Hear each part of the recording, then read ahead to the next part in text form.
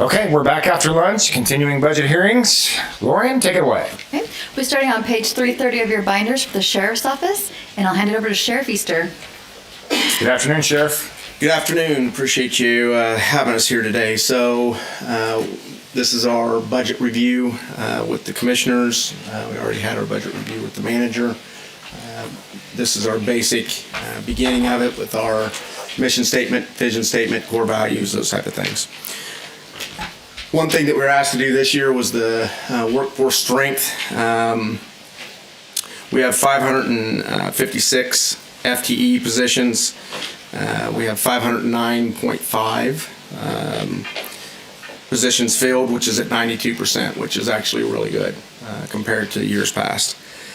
In the Administration Bureau, we're at 96%. Law Enforcement Bureau, we're at 99%. Detention Bureau, we're at 86%. With the Detention Bureau, I believe once this class graduates of 16, I think is what's in there, we'll be down to 34 openings, which is great, very, very good. Congratulations. So, we've had a total increase of 14.1% of our staffing between 420 of 22 and 420 of 24. So our retention's getting much better. Again, the raises that went into effect were a huge boon for us for both recruiting and retention.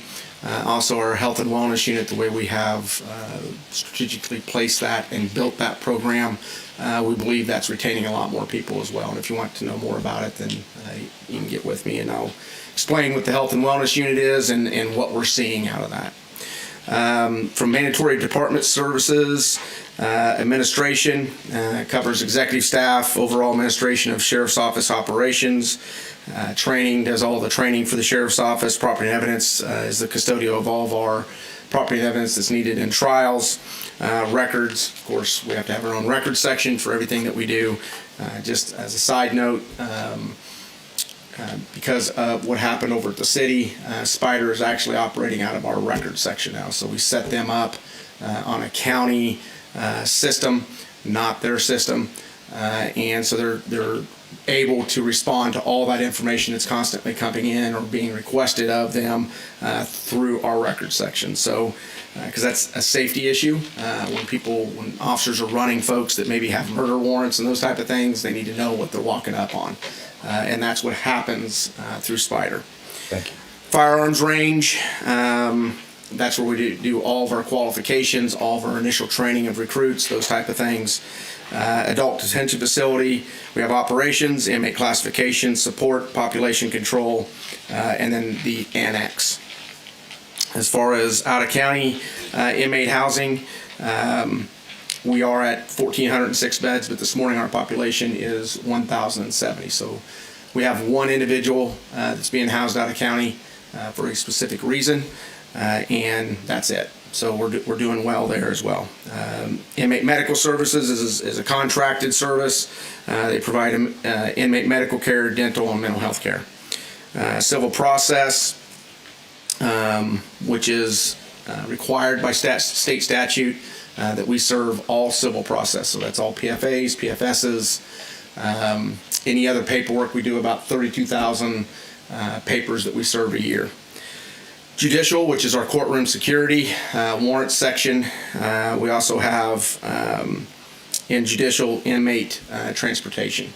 Now, being that we're not transporting as many people out of county, we still make transports every week up to KDOC for inmates that have been convicted and are being sent to prison, but they're able to handle a lot of our doctor run type issues. So inmates that are patients that are getting kidney dialysis or other treatment outside of the jail, these folks take care of all that. Where it used to be we had to figure out folks within patrol or judicial to get that done. So the offset of the inmate housing is helping us out tremendously as well from a transportation issue.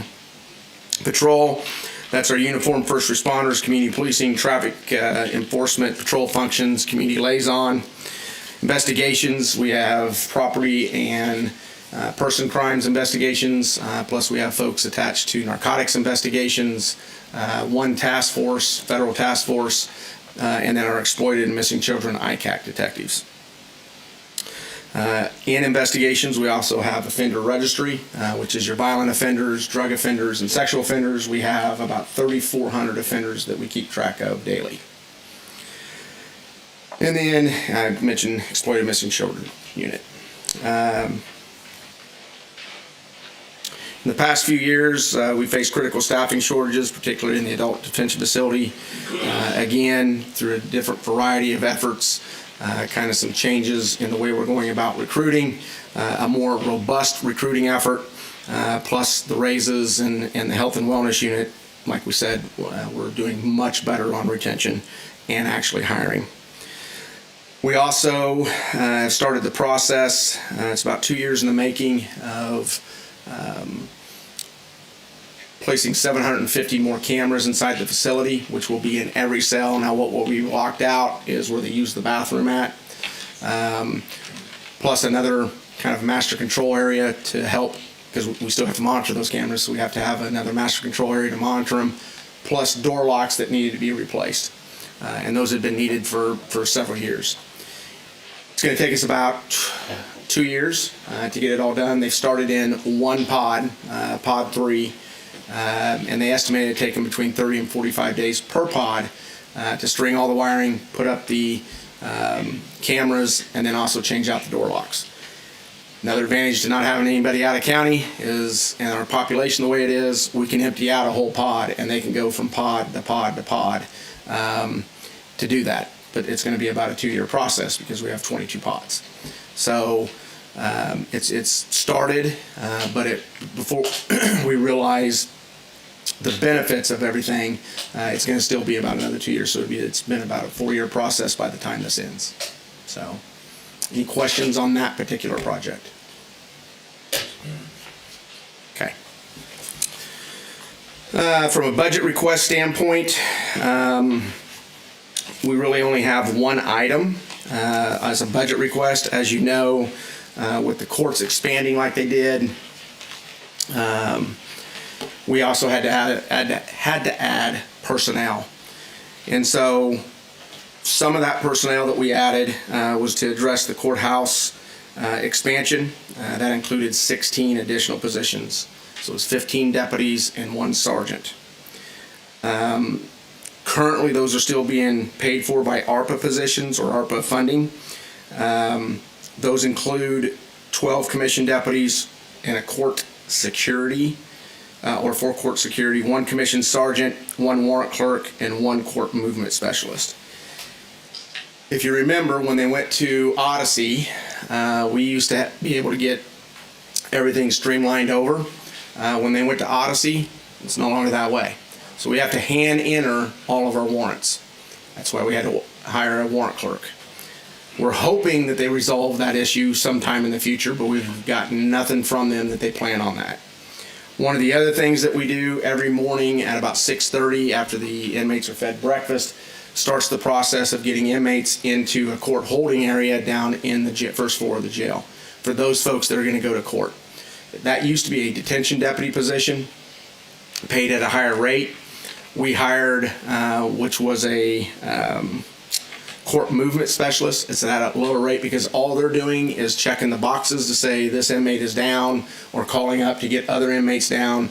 And then when the judicial deputies come over to get him to take him to court, he checks off the list, checking them out to court, checks them back in. So it works out really well. The first person that we hired did a really good job for a year and a half, decided to move on, so we have somebody else that's in there. But it seems to work very well for us because we're not occupying a highly trained deputy to do that particular job. Like I said, the other commissioned deputies for court security is simply there because of the expansion of the courts. We still struggle at times filling all those positions. It's taken us 2 years because of the recruiting efforts that were not so great and the hiring efforts. So we're now to the point where we have almost all those positions filled. This next class, depending on how many people we lose between now and August, this next class will put us almost to being fully staffed on the commission side, which then means judicial will be fully staffed. So with that, with the 15 additional FTE positions, the funds request on that is $1,432,000. I will also say in the health and wellness unit, we hired our own therapist that's paid for out of our budget, which is a ARPA position currently. That has been a wonderful addition to the sheriff's office. She's extremely busy, which is actually a good thing, but we're also seeing our retention rates go up because of the amount of people that she's seeing that used to just quit and leave. So that's one of the reasons that we believe the health and wellness unit has been integral in what we're doing. One of the things that we don't have on here as a ARPA position to be transferred over to a therapist is because we have an open position that's almost the same grade. So we're working with finance and HR just to move that position over. And then that will take the place of the ARPA funding within our own budget. So we're not going to be asking for additional funding for her position.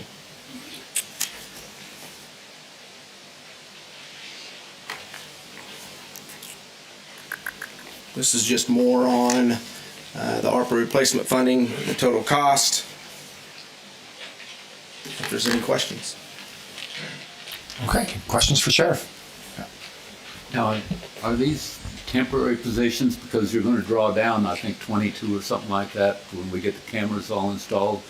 So how does this balance out with the changeover from the cameras? The changeover on the cameras is 23 positions that we think that, or that we proposed, that we would no longer need in detention after those cameras are put into place. Okay, but my question is then, you want to add, it was like 12 deputy positions out of those 15. So does it? No, those 12 positions are commission deputies, not detention deputies. They're up in judicial guarding courtrooms. Detention is solely the jail, that's it. Okay. So these are additional positions, and later on you'll draw down 22 detention. Detention deputies once the camera systems and everything's up and running. Okay, thank you. Okay. Other questions? Go ahead, Commissioner Howe. Thank you, Chairman. I'm sorry I came in late there, but I'm trying to understand. So you're adding 15 positions. So Well, they're already here being paid for by ARPA funds. Oh, okay, so it's going from shifting from ARPA to general budget. taxes. Okay, and so these are folks that are already employed here, so to speak. Already, Yes. okay. And just wanted to thank you for that. Sorry I came in late. I'll do some catch up on this later. Chairman, I just want to make a point of personal privilege. I have two friends behind me. Flint. The guy's name is Flint Hills. That's his real name, by the way. Flint Hills. There you go. Which I think is the best name ever. And his son, Angelo Aldridge, they're with the Buganator people. They're my buddies, and so I wanted to make a point to introduce my friends to this group. Thank you so much. Thank you, Chairman. And Welcome. Thank you, Sheriff. That's all I got. Sheriff, a couple questions. When I look through the budget summary by program, the inmate medical services just jumps off the chart. I'm looking at 2022, the actual was 7.1 million. We're budgeting $8.4 million this year. And that number may be light. Could be. Talk to us about this line item in the budget and what do we need to do here? And what's your plan moving forward? Plan? Yeah. Well, by law, Yes. we have to provide Right. not just adequate medical services, above and beyond adequate. And also by law, they're afforded all kinds of medical services. You have to understand that a lot of these folks either A, aren't going to see doctors, so they're really sick and ill when they come into our custody, or B, they have been seeing their doctors and they've committed crimes that now they're in our custody, so we got to continue that type of treatment. What we're seeing as an increase is the folks that have not been to a doctor in years. They're very sick people. And very sick people. So our costs are rising because of that. A lot of folks don't understand we have hospice care in there. We got 2 cancer patients that are on hospice care. They're not getting out of jail because of the crimes that they're accused of. And so those expenses go up about 3% every year anyway because of the cost of medical supplies and all of those type of things. But where we get into trouble at is, i.e. last year we had an inmate, if we didn't get the Medicare rate at the hospital, it would have cost taxpayers $1.2 million. Right. Instead, because the Medicare rates cost us right around $400,000. But that's still a hit that we didn't expect, because that medical contract is built to try to take care of the folks in our custody in our building. But those folks, a lot of them require, we can't do their medical treatment inside of our building. We have to put them in the hospital. That number is growing because we're dealing with a sicker population, right? Obviously, because of a lot of factors, people that are coming into your jail, a larger percentage of them are sick and getting sicker. One of the things, and I know this is something that you can't fix, one of the things that I think is just wholly inappropriate about this conversation is when someone that is on Medicaid enters your jail, they cease being funded through Medicaid, and the local property tax dollars are picking up that expense. And I think that is wholly inappropriate. I think from a taxation standpoint, I think it's unfair to the citizens of our county. This is a national thing. This is not a state thing. Am I correct? And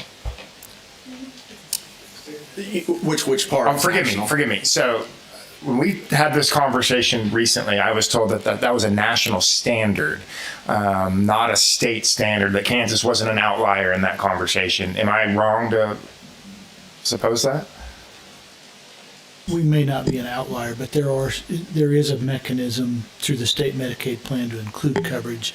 Kansas and most other states do not do that. Okay, so I guess I've taken a long track to get to this point here. How do we best advocate for, there's $8 million. I don't know how much we pick up my Medicaid. I'm not sure. I'm sure it's a healthy percentage. I don't know. How do we best lobby One thing you have to this state? understand about Medicaid is they have to be in the hospital for 24 hours or longer. If we take in the hospital to get stitched up, whatever, those costs are our costs to the taxpayers. If they're in the hospital for 24 hours or longer, by state law, they have to charge us the Medicaid rate. And so the other problem is since we're in the Medicaid discussion, that's why the KSA supported, or the Kansas Sheriff's Association supported, expanding Medicaid to folks that are in jails. Because the majority of the cost, unless you're in the hospital for longer than 24 hours, is on the taxpayers of the local government, period. Okay. Well, I think it might be worth a conversation when we get into our legislative platforms moving forward as to what the specific carve-out really looks like, because the local taxpayers are picking up a significant burden here, and this burden is going to continue to grow. This is not going down. And if there's an offset that's available, I think that we should explore every single option available for your budget. Yeah, and you think that with our population going down, not being, because even if they're out of county, we're responsible for their medical care. That out of county or the other county does not pay for their medical care. We still do.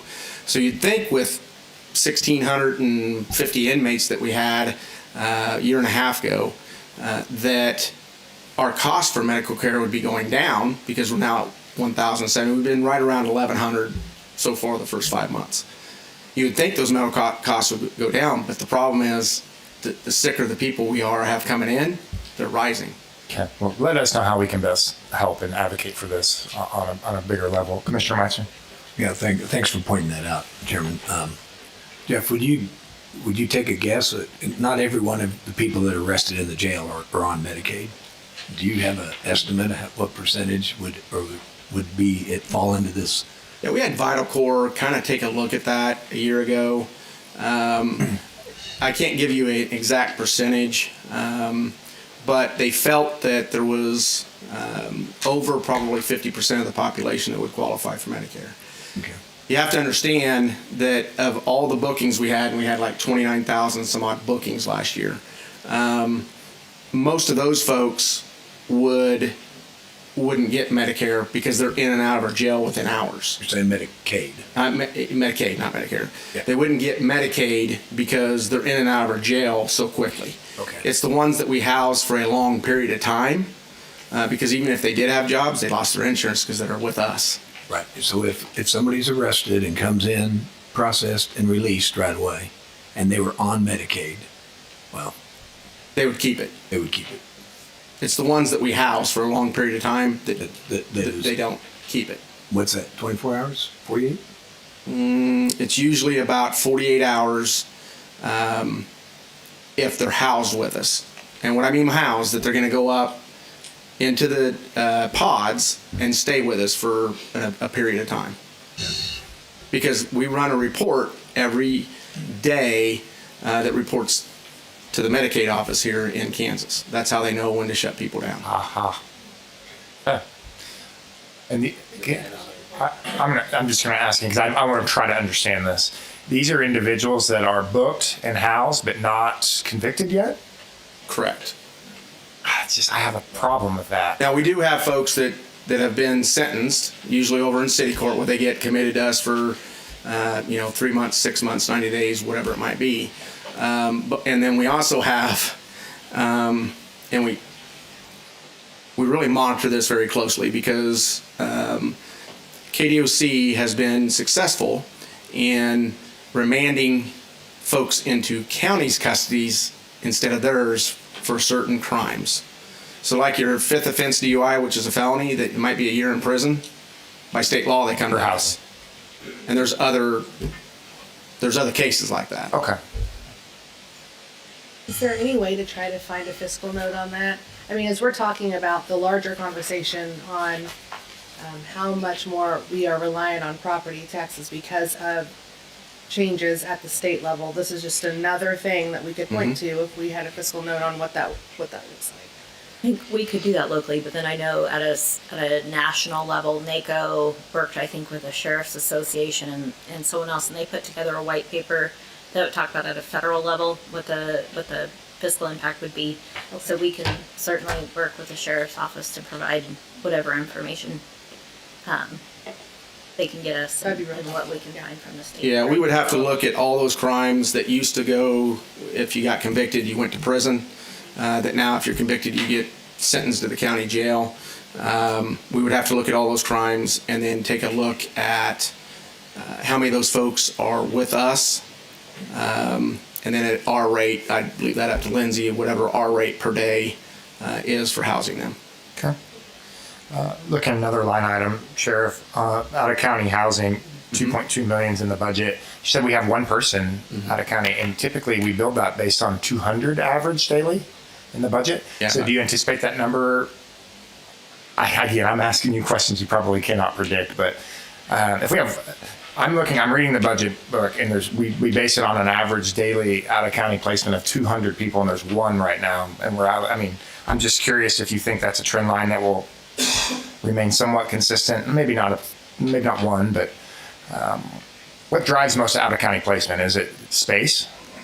Yes, the amount of folks that are in our custody in space. We have 1,406 beds between annex and the main facility. Several years ago, we converted the annex into a smaller jail. We had to do upgrades to make it a jail, those type of things, because it used to be work release.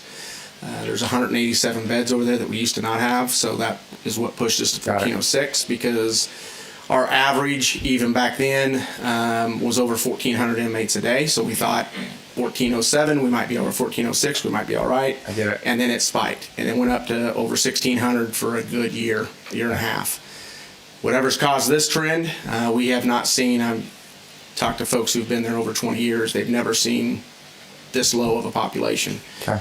We've been that way for about a year, I think. I'm not saying this just because the DA's in the back, but the DA's office, judges, criminal defense attorneys have come together with other solutions to get cases through quicker. I know that's helped. They've created a couple of dockets for like probation people, because your first time offense if you're on probation, by state law, you can't go to prison. But if they're staying with us for 6 weeks, that's 6 weeks more bed space that they already know they're not going to go to prison. So why not move those forward as quickly as possible so it frees up bed space, which is things that they've been doing. So that's part of the reason why we're seeing our bed space issues as what they are right now, which is we're in good shape. Can't predict crime though. Yeah, I get it.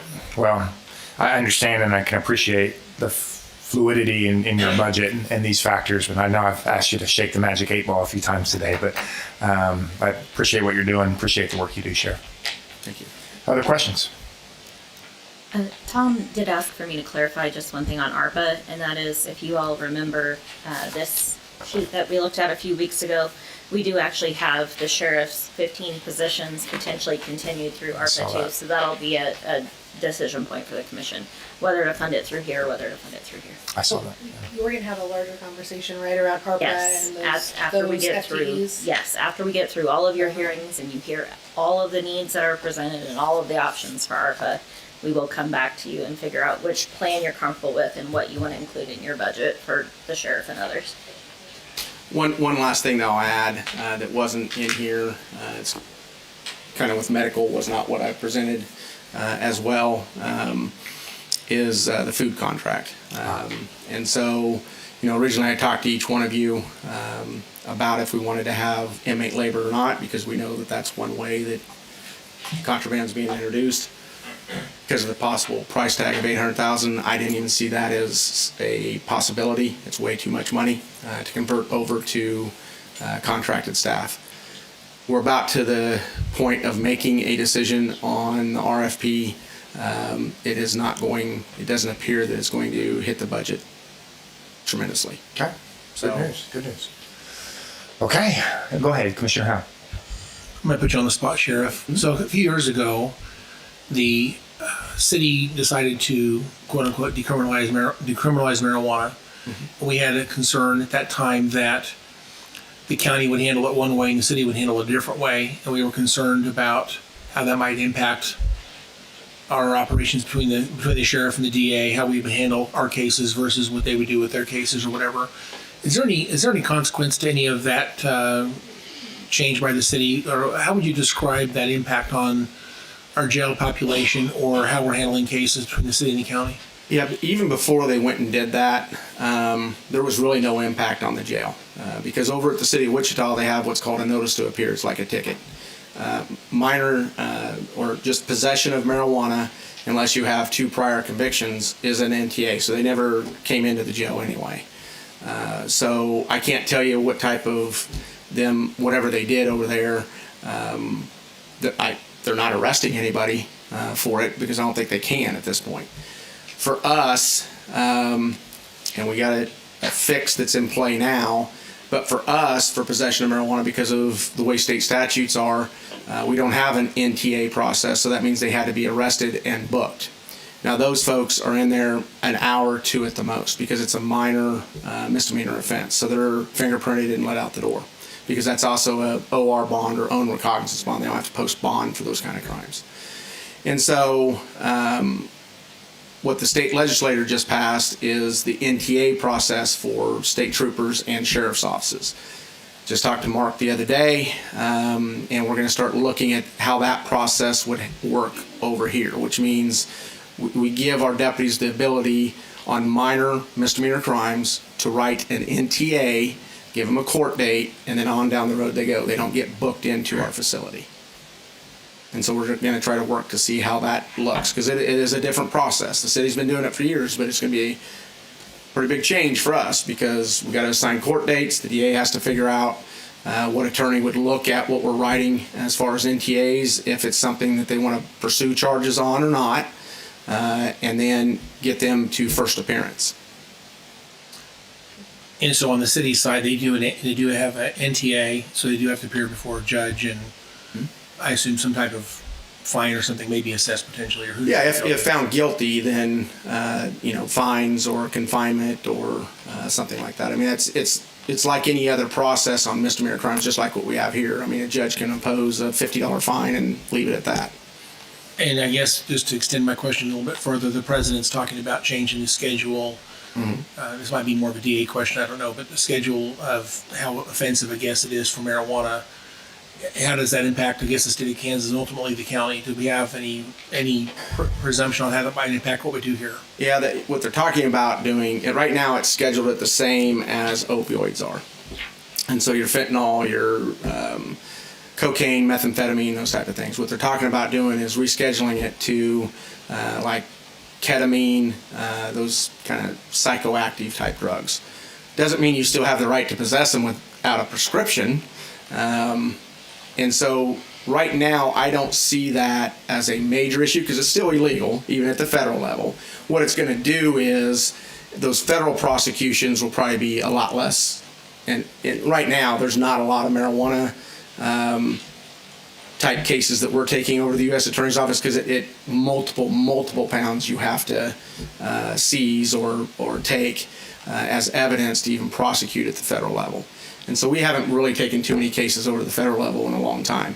The issue for me is that we're not talking about 5 to 10% THC. You're talking 30 to 90% is what this stuff is. And there's tons of studies out there that are showing now the psychosis that it's causing, the addictions that it's causing, that type of stuff. That's the part that I'm more worried about. I guess my final question would be just to confirm, Wichita's effort to decriminalize marijuana, it actually has not made an impact in the jail because we were doing that before. Yes. We were essentially doing a book and release, catch and release thing even before that, right?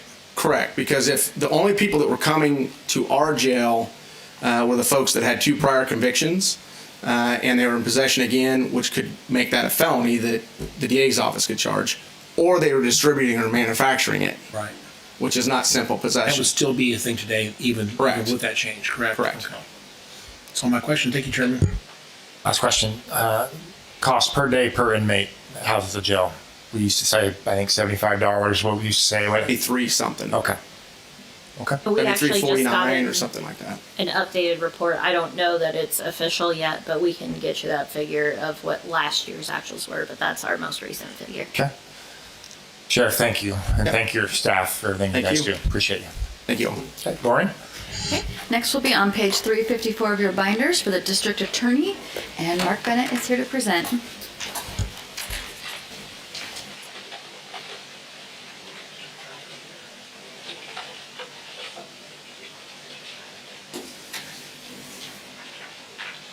Mr. Bennett, sir? Welcome. Good afternoon. How's everybody? Try to keep you awake here. I get to After lunch, yeah. say, lull everybody to sleep with stats. All right. So, current attorney workforce strength. Most of you have heard from me once already recently about where things are at with our workforce and with our openings and vacancies within the structure. I guess maybe the takeaway, 75,000 foot view is that a couple of years ago, I'll preface it this way, our overall vacancies office-wide, writ large, have not changed. 90% full. The difference is it was spread evenly a couple of years ago between support staff and attorney staff. We have, for any number of reasons, been able to be very successful in maintaining our support staff without much turnover. And so they're in great shape. What has hurt us is that we're at 20% vacancy in the attorney staff. That's what we're having a hard time holding on to. And I think this is a point that we've made, or made with most of you just in the last few weeks. Again, another version of the same thing, trying to break it down in terms of divisions within the office. The adult criminal side of things, we've got 39 out of 46 positions filled, so we have 7 vacancies in the criminal division, which is not ideal, and that's obviously a lot of what we do. Again, another overview, just trying to break this down and put it in as many ways as we can in front of you so you know where our strengths lie and where our openings are at this time. So again, now this is breaking it down by criminal division and then by levels of attorney, by attorney 1, 2, and 3, senior, chief, and criminal. If anybody has any questions at any point, just obviously raise your hand or let me know. So this is a slide I think everybody's seen probably over the last 12 years that I've been standing up here before the county commission. These are the things we're required to do. We don't have a lot, frankly, that's discretionary in terms of what we're required to do by state statute. The few things that are discretionary are to have a veterans court. We don't have to do that, but I know That is something that is the community's asked for, and members of this commission and members of the congressional delegation from South Central Kansas have all been supportive of. Drug court's the same way. We don't have to do that. That's a luxury item, I suppose. But again, I think we all recognize that the alternative to having a drug court is to simply run people whose primary issue is a drug addiction through the criminal justice system. That's not a particularly good fit. And so drug court's been, beneficial. We have an investigation section. I'll talk more about that later today. We have a consumer protection unit that, again, we don't have to do, but if we don't, then consumers who take their issues up have to go get in line at the Attorney General's office behind 103 other counties, because I think maybe there's 2 or 3 other counties who have their own standalone. And I really do think that the cost-benefit analysis for Sedgwick County residents is tremendous. We offer great service with our consumer fraud, consumer protection division. We issue consent decrees on a regular basis with businesses trying to get them to correct their behavior. And on the rare occasion when they don't, then we take them to a court and have a judge intervene and take administrative action if necessary. Traffic diversion, we don't have to do it, but if we quit offering diversions for traffic offenses, you'd probably have pitchforks and, bonfires out in front of the courthouse every day. And then adult diversion, same thing. So statistics, you can kind of just pick a line in there at any point and see where things are at. But I think there's a couple that do stand out. One is homicides. And it only goes back to 2019, but if you went back to 2013, in January of 13, when I took over that first calendar year, I believe the number was 17 homicides for the whole calendar year. And so it looks like we're just trending normal. 50 from 59, 43, 61 seems normal. Well, maybe that's sadly become the new norm, but that's not been the case historically. Some of the folks in this room were with the police department over the years, and I would say throughout the 90s, even a bad year, there was one really bad year, 92 or 93, where we had 57 homicides. But every other year, 35 was a fairly standard number. And to have consistently touching high 50s, low 60s has an impact. We spend a lot of bandwidth, a lot of human resource, a lot of energy on those homicide cases. Each one constitutes a major event in the life of a family in this community, life typically of 1 or 2 families in this community, both the defendant and the victim or victims.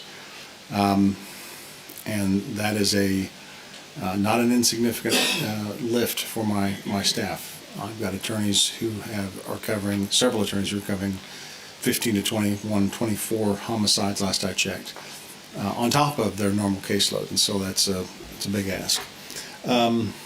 Drug court, everything's listed there. One thing you can tell is we have tried to keep being very selective about cases we're putting into the system.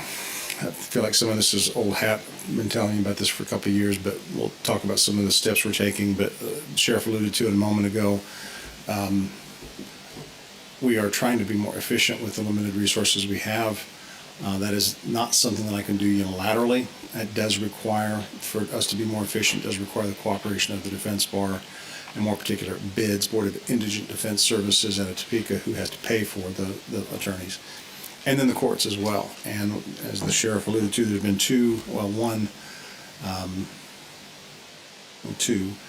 dockets essentially that have been created. One is for the lower level property crimes and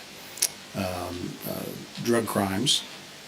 And we call it the RD docket, the resolution docket. It's downstairs in the former cafeteria in the basement of the old courthouse. One law firm's been hired with that contract. And what we do is we bring these lower level cases in. I have a retired WPD detective, 30 some odd years of experience, who reviews all of the cases that are filed, and before they are entered into the system, we ensure that we've got discovery processed and it's all ready to go. You'll hear this is a theme. I think comedians call this a callback, a reference something callback later. Well, I'm drawing your attention to a callback. This is something I'm going to talk about again in a moment. But hiring a detective, a retired detective, to come over and do this work for us has been a very beneficial, cost-beneficial way for us to attend to this, because it allows us to be able to put these cases into the system knowing that they should be ready to go when they are filed. They are not an urgent filing. They don't have to be filed the day after the crime or within 2 or 3 days. It can take a week or two or a month or two or whatever to gather everything. But in so doing that, I have then been able to put 1.5 FTEs full-time in that docket. And we processed 700 cases through that docket last year, 550 of them to resolution. There are folks who don't want to resolve their case that way, and they want to have a trial. And they're absolutely welcome to do that. We'll just send them on upstairs.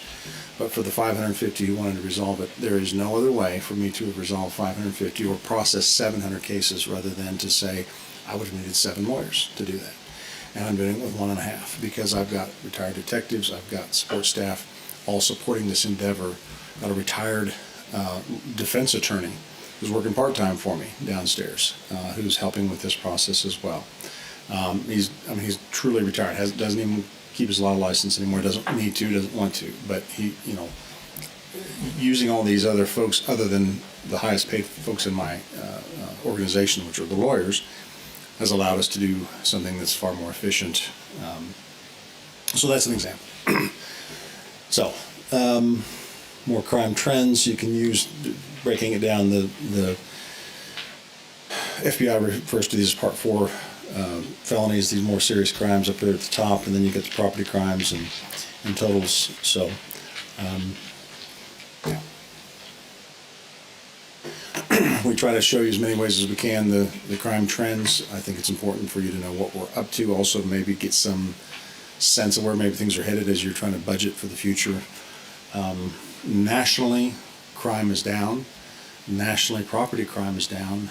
Nationally, there are exceptions to that. Wichita is no exception to the exceptions, and that is that we have violent crime, gun crime specifically, is still an issue. Violent offense rate, state and Sedgwick County both listed there.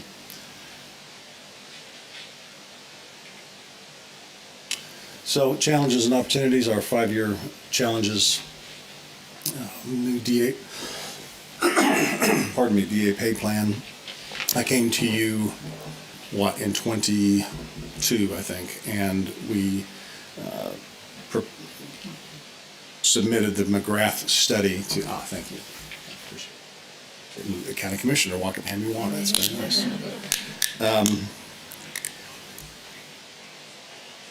The McGrath study pointed out the degree to which we were underpaid compared to the market. And this body, very importantly, saw to it to give us a raise in about 18 months ago. That was a multi-step process. The first was the raise, then there was going to be a adjustment to deal with compression, and then the final would be setting up regular adjustments to the overall pay plan so that we could keep pace with the market. First step was done. The second step was to be done.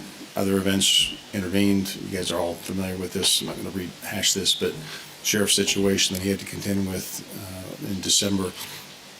So we've been in ongoing discussions about how best to address that, and I think there's an opportunity right now to address that compression issue. The larger issue, and I'll say it's down in more of a public setting, is the prosecutor shortages, both locally, regionally, but also nationally. This is not a Wichita issue. This is a national issue. Finding kids who want to go to law school in the first place is getting more difficult. 4 years of college is expensive enough. Let's tack on 3 more years and a bar exam that you have to pass when you're done. There's a limited window of kids who want to do that. Number one. Those who do then, who get out, and the pitch is, now that you've done all of that, come and make less money in the public sector than you might in the private sector, Come work for the public. And there's obviously kids who will do that, but you're dealing with a limited piece of the pie to begin with, and an even more narrow piece of that narrow slice who want to do that kind of work. And so prosecutors' offices around the country have struggled. I'll be candid with you, an 80% or 20% vacancy rate in a community this size hurts, but it ain't bad compared to what I've seen in others. In January, I don't know what it is today, but in January, St. Louis was an 84% vacancy rate in their DA's office. I don't know how a community that size functions with that sort of situation. And that's based upon, if anybody wants to look it up, that was based upon a Law Journal article called The Prosecutor Crisis in America, published by William and Mary Law School just this past December. So it's a national issue. That being said, these are the challenges. Whether we're doing better than some of our regional counterparts, we still feel it. Other issues that we contend with, again, is the homicide rate. I'd like to think that, I mean, look back here to, 2009, 10, 11, 12. We were in that, 30, 28, 30, 31 range. 19, I think, was that year I was referring to, or somewhere in there. I can't quite see where I'm at, but, and then we have just steadily spiked up higher. I'd like to think that there's steps being taken to address that violent crime rate, and particularly the gun crime rate, but we could spend the rest of the afternoon talking about the things that are contributing to that, not the least of which is in my opinion, the impact of some well-intended but poorly executed legislation about 8 years ago in juvenile crime. Commissioner Howell, I know this is an issue he has tried to draw attention to, and we are now dealing with these kids who are running the streets shooting at one another on the regular. And so I won't go on a rant, but these are the kind of things we're hoping that we can attend to drive this down. But in the meantime, we're still dealing with the 50, 60 homicides a year. Case management, we've been working on to get us up to speed on that. It's been a long process. You all know the odyssey of Odyssey over the last several years to get us there. I'm just, when this was prepared, when John put this together for me, Mr. Waller, we did not know that the city would fall under a malware attack just a week ago when he submitted this to me for final review. In the interim, the city has been shut down by a malware attack. So, a robust records management system that is not only functional and efficient and increases the efficiency of the workforce, but is also resilient and robust enough to be resistant to outside attack is a requirement. I mean, it's imperative. You can't function without that. And so, at any rate, we've got this new RMS we're implementing. We're excited about the opportunities, the things it can do for us that our old, what seems like now an antiquated, call up Mount Pilot and ask him to, what's that gal's name, the operator, sorry, I'm giving my Andy Griffith references here, but it's our old one, which seems such a wonderful thing 20 years ago when it came in, it is, pales in comparison to what the new one can do. So we're hoping to glean some efficiencies there. The resolution docket I've already talked to about at length with you and the efficiencies that it is wrought for us. Sheriff mentioned something else that's an ongoing discussion, but that's the first time PV docket, probation violation docket. Sheriff pointed out that first time person who's on probation, if they commit a simple violation, hot urinalysis, didn't make it to work, missed an appointment, that kind of thing, technical violations, they're not going to prison. State law says the judge must give them other chances. Commit a new crime, it's a different category. But if they're just doing the standard kind of screw up things, they're going to get reinstated. And so the question we've been posing and trying to figure out a way to address is that guy gets picked up on a Friday night for this technical violation. Judge needs to see him or her, put him in front of him and say, how do you agree that you did this? And then I'm going to revoke you and reinstate your probation and get you out the door again. If that can happen within a few days, number one, that's fewer days in the jail. Number two, that increases the likelihood of that guy's success. If he sits in jail for 10 days waiting for that appearance before his judge, most of these folks live in hand to mouth. 10 days without a paycheck, 10 days in jail, whatever place he was living at threw him out. If he's got a girlfriend, she's moved, kicking him out. I'm kind of kidding, but I'm kind of not. I mean, this is not a sustainable model for these folks. And then we reinstate them and wonder why they're not successful the second time around. So we have got the agreement of the judges to have a first-time PV docket. We're working out the details, but I think we can implement it later this month. And I think there will be, even if it's 2 or 3 days, 5 days, 10 days per guy. Last time we did the check, there were about there was about 1,000 first-time PV hearings a year.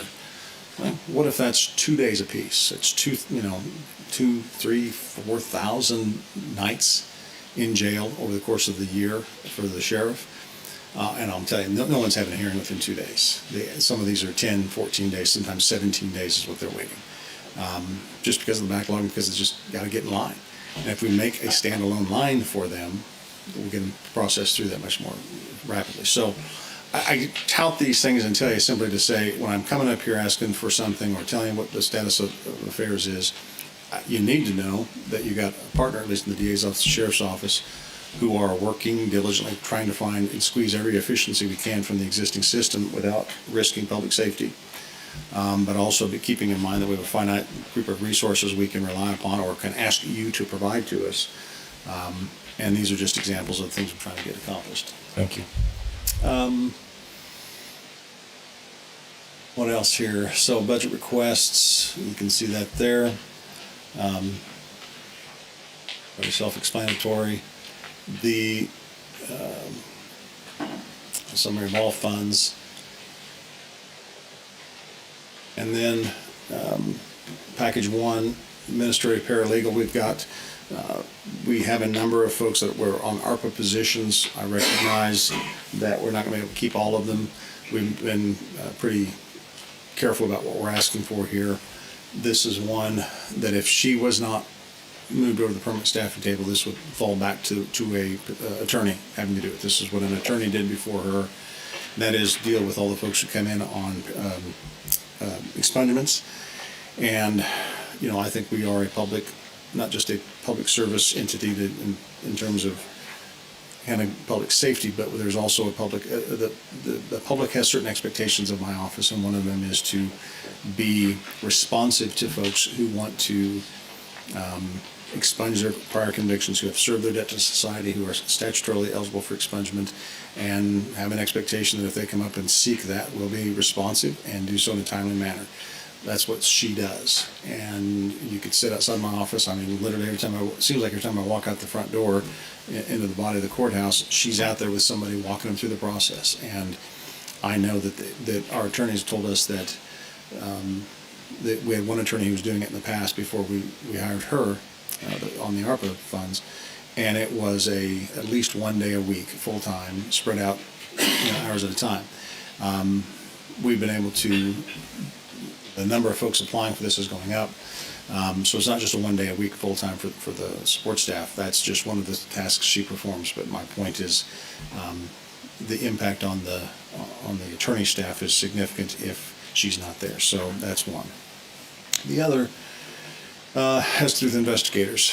So if I could, as has been clear from some of the earliest slides, we actually have 14 openings right now, but 4 of them, we have 4 attorneys in ARPA positions, so we can move them over to the permanent staffing table. But that would still leave us with 10 openings. If I could fill all 10 of those, I wouldn't be making the request I'm about to make. The last several years have proven that that's not viable.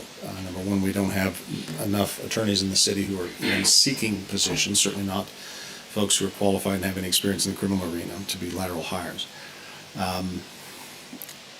So with not enough lawyers, I need to attend to other things that lawyers do. And so how to do that? I have, for instance, so I said the callback. Here's my callback. That record, that RD docket, resolution docket. I said that I hired a retired cop, former detective, 30 some odd years of experience, to come and go through the discovery and review all the cases that are approved for charging before they get added into the system. What he does is he goes back and makes sure that we've got all the discovery, make sure the things were done that should have been done. Some of the property crimes and drug crimes detectives, they're doing a high volume of work, and sometimes something would get missed, or a new report comes in and doesn't get sent over in discovery. We've got Brad to do that for us, and when he does that, then that means that's something one of my attorneys does not have to do. It would otherwise fall to an attorney to do that task. If I could, like I said, if I could hire 10 more lawyers, then I wouldn't be asking for this. I don't think that I can right at the moment.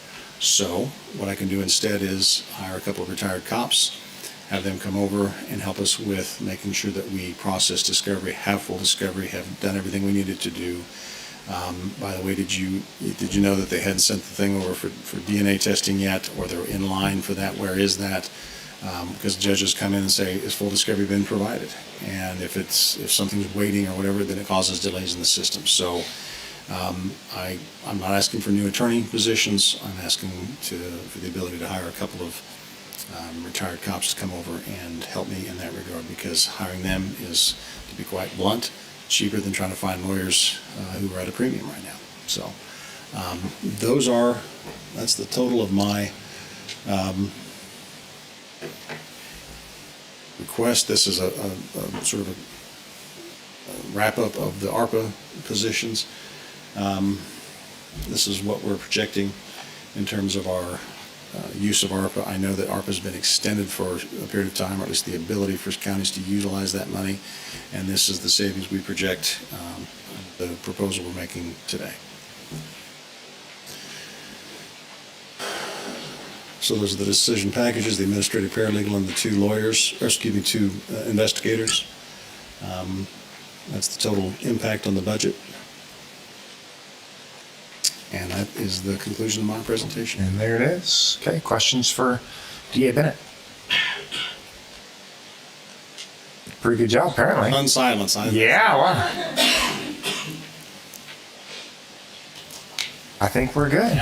It's just late in the afternoon. Nobody wants to hear No, you covered it all. You covered it all.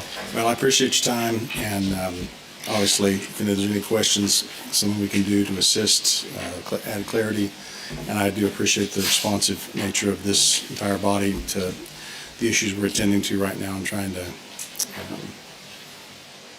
make the DA's office a place that people still want to continue to come work at and be proud to be here for long term and spend a career at, because it's served me well. 27, 28 years now in the office, and I'd like to make sure that there are people, when I finally decided I can't take it anymore, who are ready to step up and take over. So, thank you. Well, March, the workload you guys do, we're grateful for your guys' office, and please express that to your staff. Thanks, sir. Okay, Lauren? Okay, next we'll be moving to the Division of Finance and Community Development, and we'll be starting on page 92 of your binder.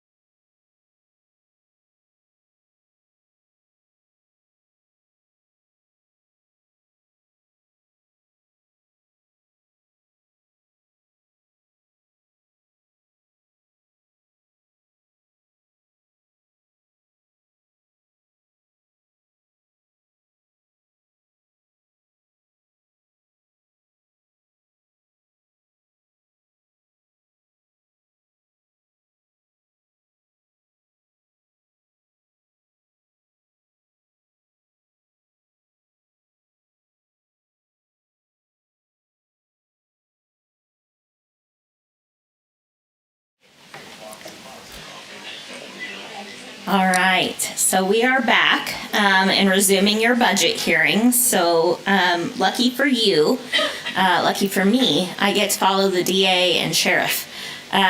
So unfortunately, this is probably going to be one of the more boring budget hearings you're going to hear, and frankly, I'm okay with that.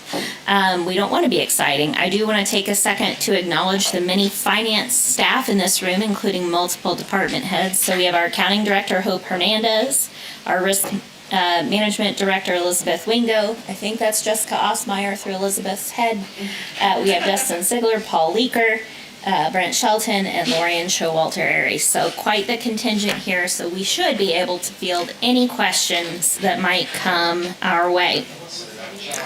So what you're going to hear about today are the things that we have budget responsibility for, so not just our operations, but anything where we are responsible for going into our system and submitting a request. So what you'll hear about then is, again, not just our operations, but you'll hear about ARPA. We have the opioid settlement fund dollars that come and live within finance for now until the commission authorizes where those funds should be spent. And of course, when we get technology fund dollars from any of the row offices, that goes into our allocation as well. The first thing, though, we're going to talk about is Division of Finance Operations. And so if you go into your budget book, we're behind the General Government tab, and we're on page 92, and I will be referring you to multiple tabs throughout this conversation, and those will be noted on your intro slides. So the first thing we want to talk about is our workforce strength. Thankfully, we weren't bad 2 years ago, but we've actually even improved since then. We now have a total increase of 5% from 2 years ago. We have one open position. As you know, Valerie Tovar was recently promoted into the manager's office. We have already filled our economic development analyst position with our grant analyst. So now we are going to look to recruit and hire a grant analyst position. So that is our current single vacancy in finance. I will tell you that Scott Wadel's slide, I actually pointed out to the manager, he showed that qualified finance staff are the most difficult group to hire, tied with emergency dispatchers. And so that is why we take our recruitment efforts so seriously, because getting qualified people in the door and then getting them trained and up to speed on the complexities of government finance is something that we value highly. So you can see where we were a couple years ago. Again, we were not bad off, but we have improved by 5% since then. So in terms of the Division of Finance Services, we have a lot of things that we are required to do. Oh, he didn't pass them down. Okay, well, there we go. All right, I'm glad you now have copies of your handouts. So, Chairman, don't be an obstacle. No, I can't. Just watch it later and rewind. Okay, so in terms of the operations that the Division of Finance does, a lot of what we do is mandatory. Not always is the way we do it mandatory, but the fact that we, have to buy stuff for departments to use, we have to pay our employees. As an employee, I'm very grateful for those members of payroll who make that happen every other week. We are required by state law to do an annual external audit. Also, as a condition of any grants that we get, typically an audit is also required. We are required by state law to produce a certified budget each year and ensure that we are compliant with that throughout the fiscal year. We are responsible for maintaining the funds that are entrusted to us with our banking services. We are required to bill and pay. And of course, we know that we didn't even really ask for federal COVID funding, either CARES or ARPA. It was given to us with rules. And so we need to ensure that we are compliant with all of that. And then finally, tort claim and workers' comp claim administration is not something we can choose to opt in or opt out of. Again, the function through which we do it could be discussed. In terms of discretionary services, we do a lot of grants management, and in the 2019 strategic plan, the commission did elevate grants as one of the priorities for the Division of Finance, and so we have worked hard to grow that program and turn it into more than what it was. Investments, we could just sit on the cash and not invest it, but as you have seen with the significant returns that have been generated with Brent and accounting's help has been hugely significant. Okay, that's well, we're not gonna do that, but threat received. We do EMS billing in finance. We are the entity that is kind of responsible for that day-to-day contract, although obviously a tremendous amount of that work happens out in EMS. But that could be housed solely within that function. Budget administration, actually I'm going to skip to all of the administration. So budget administration, our contract administration, the division administration, I'm going to say risk administration. I'm going to skip foreign trade zone right now because that's a different conversation. But all of those administrative responsibilities that we have are discretionary. Obviously, I think we would be hugely inefficient without it, but those are options. We do a lot of financial and program analysis. The budget books you see in front of you are a perfect example of that. Your monthly and quarterly reports, all of those things. Our internal financial audit function is something that we think makes us better, particularly after our fraud loss in 2016, but that's a discretionary service. The foreign trade zone in and of itself is a discretionary thing that Sedgwick County doesn't have to do, but now that we have opted in, it would be awfully hard to get out. Tax system oversight, again, you have a tax system that is administered through multiple row offices and appointed officials. There are a few actual individuals who are under the county commissioner's county manager chain of command who actually touch that system. So making sure that we have individuals who are qualified and know how to look up that information is important, we believe. Your safety program, also something that makes us better. That's something that's discretionary. So we do a lot. We think it's all really important, but some of it is mandatory and some of it is not. In terms of challenges and opportunities, we have a lot of both challenges and opportunities. So first is staffing, as we've already talked about, having qualified folks who can walk in and do these complex jobs. Government finance is unique, I would argue. And so making sure that we have the right people in those seats who can get the work done that we can trust always operate with integrity is really important. Obviously, as has been in the news recently, we know that cyber attacks are increasing and the sophistication of those attacks is increasing. And so one of the challenges that we'll deal with over the next several months is putting together a robust continuing operations plan so that should something happen, if the tornado would have come through, or if, God forbid, we should have a cyber attack similar to what City of Wichita, we need to make sure that we can continue to respond and do our jobs. We know that you all, and therefore we, deal with complex budget challenges. You can read that slide or that line number 3. You all know that legislative challenges come at us constantly, rarely with any warning, and so we need to be nimble to respond to that. We have implementation of a new financial system on the horizon. Mike has talked about that before. I would just like to point out that he said our tax system is old when it's 12 years old. We have been using our current financial system since January 1st, 2002. So it is time. It is time for a lift and shift upgrade, which we hope to have done by the end of next year.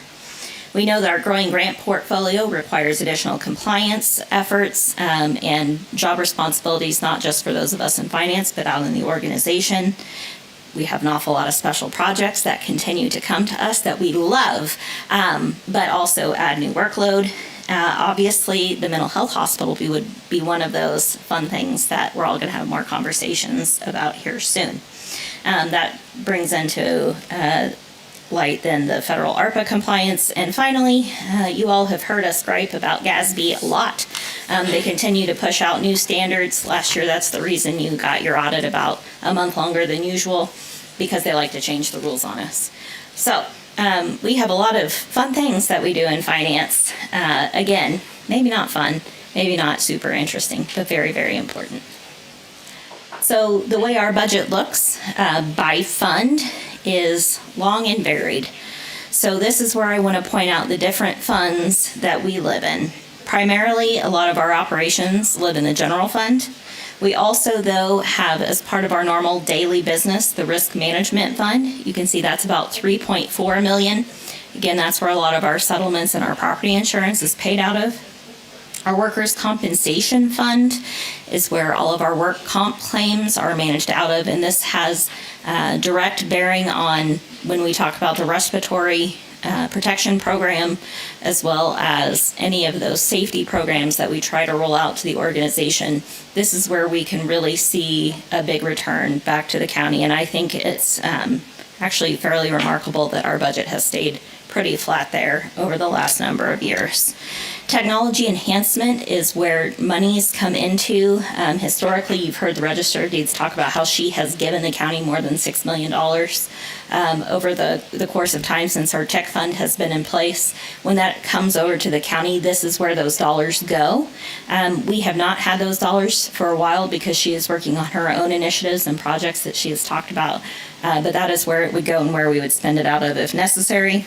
Stimulus funds, that's where ARPA is. It's where we had housed the ARA funds back in 2008, and we reactivated it when we got our CARES funds. So you'll see right now that fund has $86.7 million budgeted for this current year. Of that, $46 million is for our county direct allocation of ARPA. The other $40 million is for your mental health hospital allocation. So you'll see that there is no current request for 2025. However, as the commission opts to continue programs or as contracts roll forward, certainly for the mental health hospital, those dollars will roll forward into the budget. But it is too preliminary now to set a 2025 budget because we don't know what we will spend in 2024. Miscellaneous grants, Fund 279 would be where, when we get one-off grants, that's where it goes. That's listed here because we did have some prior year activity that you'll see within our budget pages. And then finally, the brand new fund that was established last year with permission of the legislature is the Municipalities Fight Addiction Fund. That is where all of your opioid settlement funds go. You'll see right now, based on the budget that the commission approved last year, we have $362,000 worth of budget authority established. However, those dollars have not been specifically allocated to anything yet. That will be the source of funding for the strategic plan that the county will eventually adopt with the city of Wichita for those funds. But until you all take specific action, we will not budget the balance of those funds, which is just over $1 million right now. This is how it looks. If we break it out by functional category, you can see that personnel declines significantly. Again, that is primarily because of ARPA funds and the programs that we have in the current plan that you all approved back in February. So what you see in 2025 is only what it takes to run Division of Finance operations. There are no ARPA funds currently budgeted in 2025, but depending on what spend plan you approve, there may be some dollars that go there for your positions. We do have two decision packages. The first is tied to ARPA, so you will see this in both ARPA and here as possible consideration. The commission did adopt a respiratory protection program policy. This position is in charge of executing the requirements of that policy. It's not to say that we didn't have some semblance of those programs before, but it was all operated at a department level, very decentralized, very inconsistent, different machines, different standards. People would do it when they happened to have time as a part of their normal job duties. So this was something that was actually on the radar even before COVID, with a desire to have a unified, centralized approach. ARPA gave us an opportunity to have some funding for that. We have had great success with the program and get good feedback from EMS and fire in particular as some of the largest users. And so we believe that that is something that needs to continue past 2024, whether that be through ARPA funds, with the hope that we can maybe secure some grant funds down the road, or through the risk management fund, which is subsidized with general fund dollars. So we have done some analysis. You can see that it has saved some money here in the justification.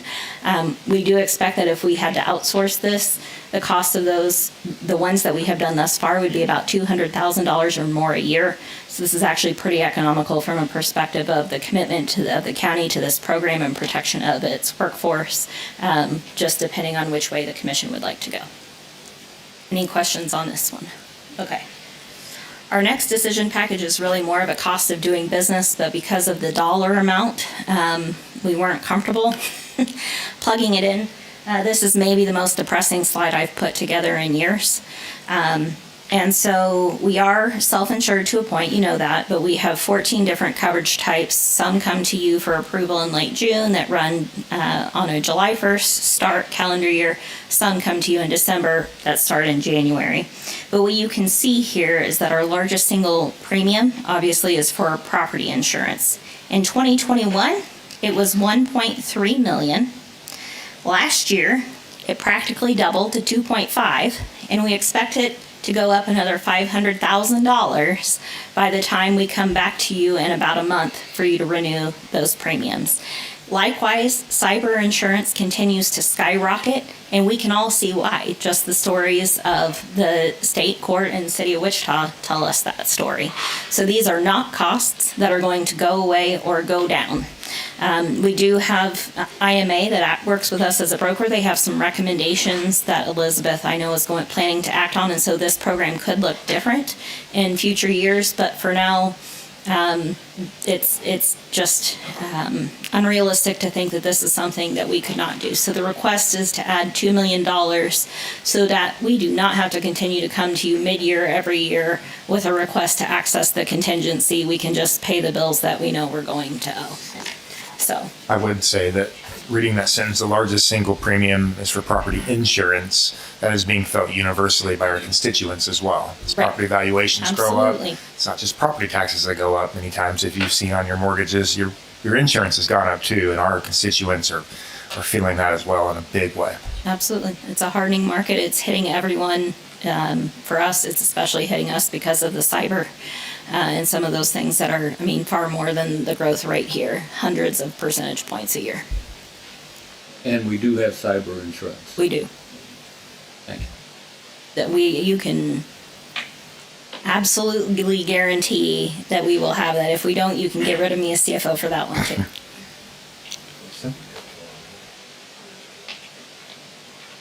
We can get you the details. I honestly probably don't want to speak to the super details right now, but I'm happy to provide you our binder when we get closer to the time. Other questions? Other questions for Division of Finance Operations? Chairman, just wanted to speak up. I have been negative on the respiratory protection program in the past. I've changed my opinion. I went and got the training to see what that was all about, and the gentleman, I forget his name now. Tim Banks. Say again? Tim Banks. Tim, yes. Did a great job, and I do believe that this is an important training position. It keeps our staff safe, so I wholeheartedly support this tweak to the budget, moving this from ARPA back to regular funding. It's good. Okay, we're gonna earmark this date and time. Why? Because I'm so proud. I think that's awesome. It's a great No, accomplishment. I said at the time I was going to speak up and say this was actually Yeah. good spending. You know, at the end of the day, I think this was, I'll just say this, I think it was mischaracterized. I had a question before. I said, if I get a respirator, call it a face mask, it's a fancy one, okay? And I know how to fit it and test it and I know what's supposed to happen. And for some reason, I have to replace it. I was under the impression, and as it was described to me, that every time you get a new one, you have to have that one fit test. That's not true. You're training the staff on how to fit these and how to know they're working. You're training the staff. It's staff training. They get to experience exactly how they're supposed to operate and how they're supposed to work, which is exactly what I was asking. I think it was the answer to my question wasn't quite the way I thought it was supposed to be. And now that I know how it works, it's actually really good spending. So I keep our staff from getting hurt on doing their regular jobs, and we want to hold them accountable to make sure they wear the PPE. If they get injured by not wearing the PPE, I think it's a bit legally questionable exactly who's liable in that situation. But at least we have an argument that we trained them to do it right, and they made a choice not to use. I think we have a responsibility to train them to do it right. And that's what this is. Actually, my opinion gives us an argument that says we did our part. We expect them to do their part now. Thank you. All right. Well, I'll take whatever victories I can get, sir. That's why I was so excited. So, Okay. Moving on then, we're gonna go to the next section for, again, what has finance responsibility for submitting the budget, and that is budgeted transfers. That's on page 125, again, behind your general government tab. There is a $4 million request for 2025. This is flat with 2024. You can see that there are three primary uses for these dollars. Just to back up, when we talk about budgeted transfers, we're talking about taking cash out of the general fund and moving it into another fund. That requires a resolution, and so by adopting a budget with this in there, it prevents us from having to come back to you throughout the year to actually move cash between funds. So the first one is for risk management.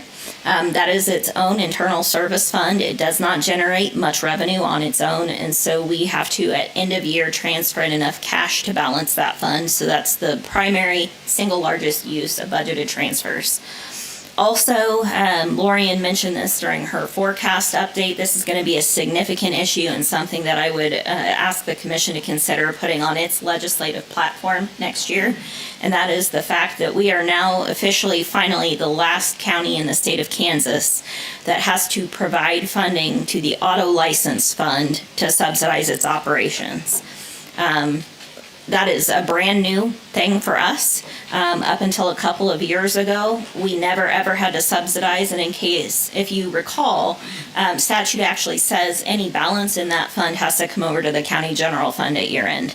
And so we had seen some actually fairly significant revenue come in from that over the years. However, with the pandemic and the supply chain disruption and everything that we've seen with the fallout of motor vehicle fees, people doing registrations online, that has really hurt the ability of the auto license fund to bring in new revenues. And so the result is in 2023, the county actually had to do a transfer of general fund cash into the auto license fund to make it balance to the tune of $374,000. And as Lorian shared with you during your forecast, we are expecting that number to get north of $1 million by 2029, actually up to 1.7 million. And so when we talk about ongoing structural imbalance, this is certainly a part of that.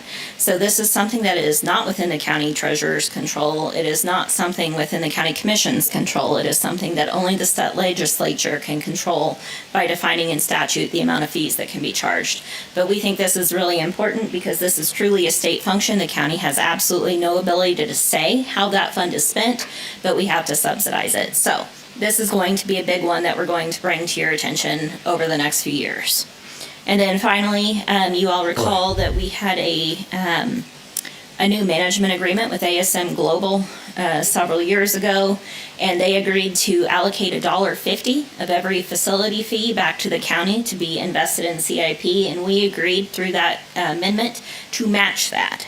And so we expected that to be about $200,000 per year. Luckily, last year was a little bit more than that because we had such a strong return to tours after the pandemic, but we expect that to level out. And so that's another use of the budgeted transfers program, is to do that match into the arena reserve. So any questions on this before we move on? Okay. Contingency reserves start on page 128, and I'm going to take a second just to remind you all of some nuances of state budget law that says that unless, well, we can only carry forward 5% of our fund balance as unappropriated money. So when we have a healthy fund balance, we have to budget for at least a part of that, whether we intend to spend it or not. Otherwise, it forces us to make intentional reductions in fund balance, and we don't necessarily want to be in that position. So that is one part of why we have significant contingencies. The other part is we have learned over the last couple of years how critical it is to have backup funding and budget authority when we need it, especially as we go through processes that take sometimes 6 weeks to get a budget amendment, and a lot of times those needs are urgent. So in terms of challenges and opportunities, we Lindsay, know... can I ask a question real quick? Of course. Just to make sure, we can only carry over 5% of unrestricted.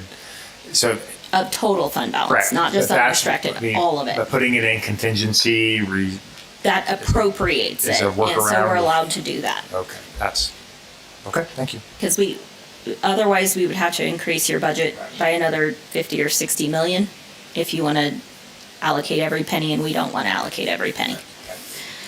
So what you'll see on this list is everything that we have included for 2025.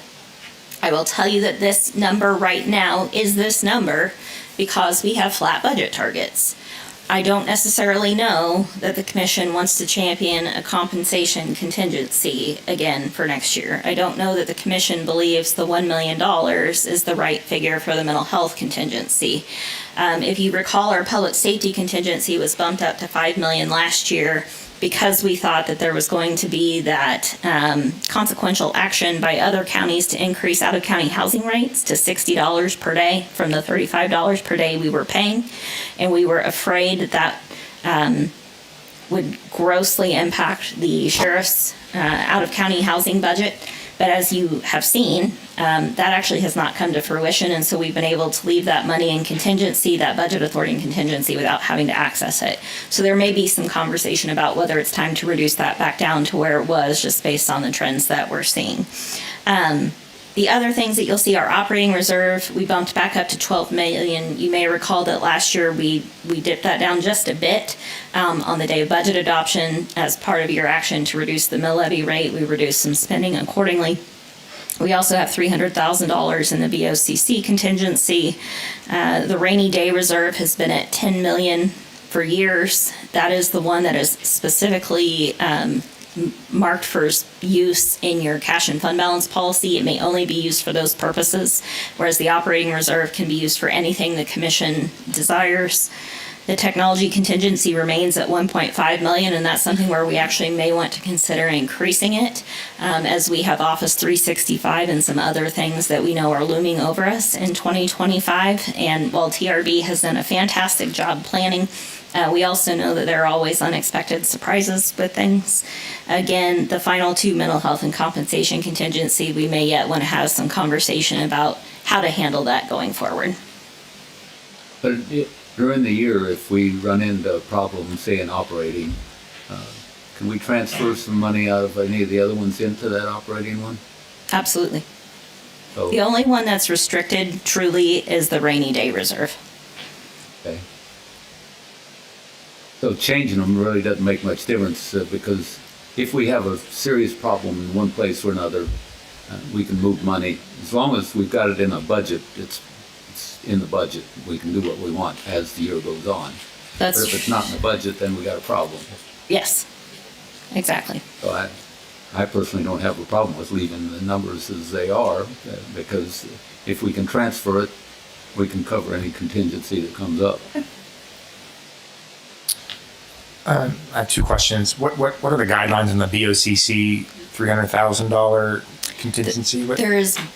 For most of these, there are no established guidelines. It's really more a function of who's driving the request. Okay. And so if it's something that's a commission initiative, we'll typically go to the commission contingency as a way to try and reflect that.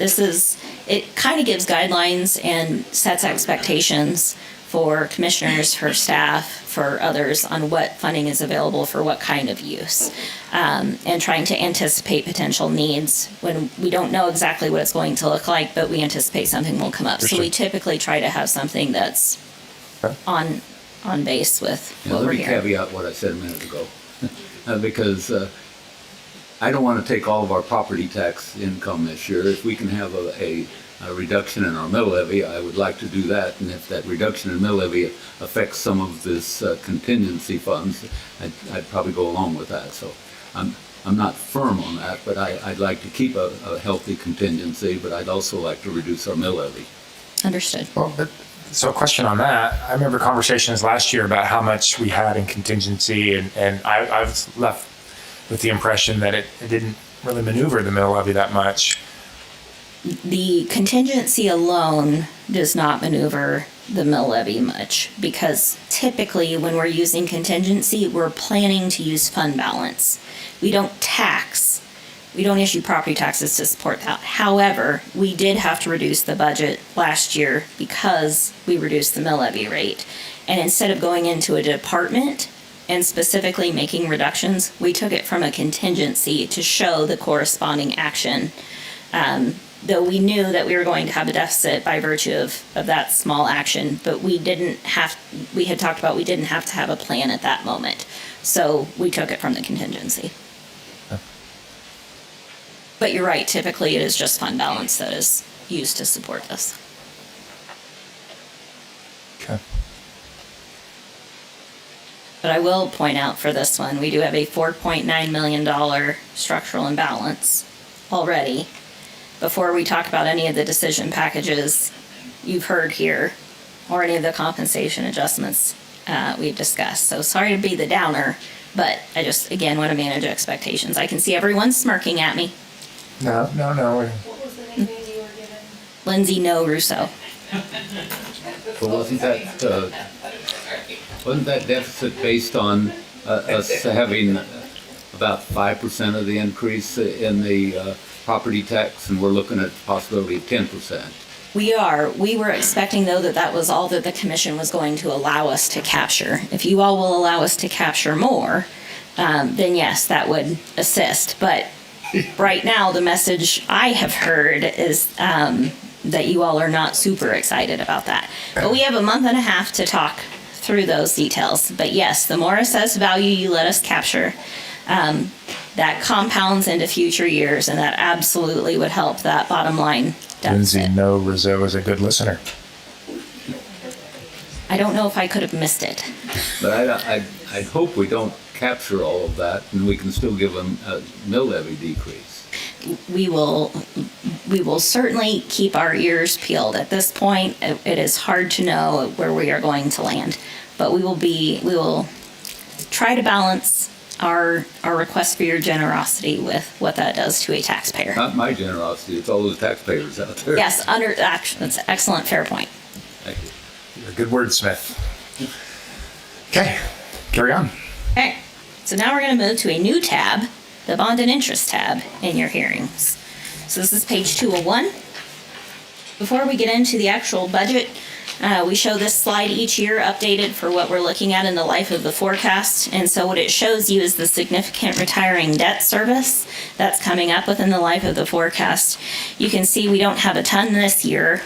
We have a healthy amount next year because the public safety building will finally fall off. Then we have the juvenile justice court and DA, which was done as PBC debt that comes off in 2026. In 2028, we actually have a couple big ones coming off, and this is where we continue to talk about trying to preserve a relatively flat and stable debt service level for the mill levy rate. So 2028 is where that really comes to a head, and that's because the NCAT PBC debt comes off. That's more than $3 million a year that we pay in debt service that now will go away.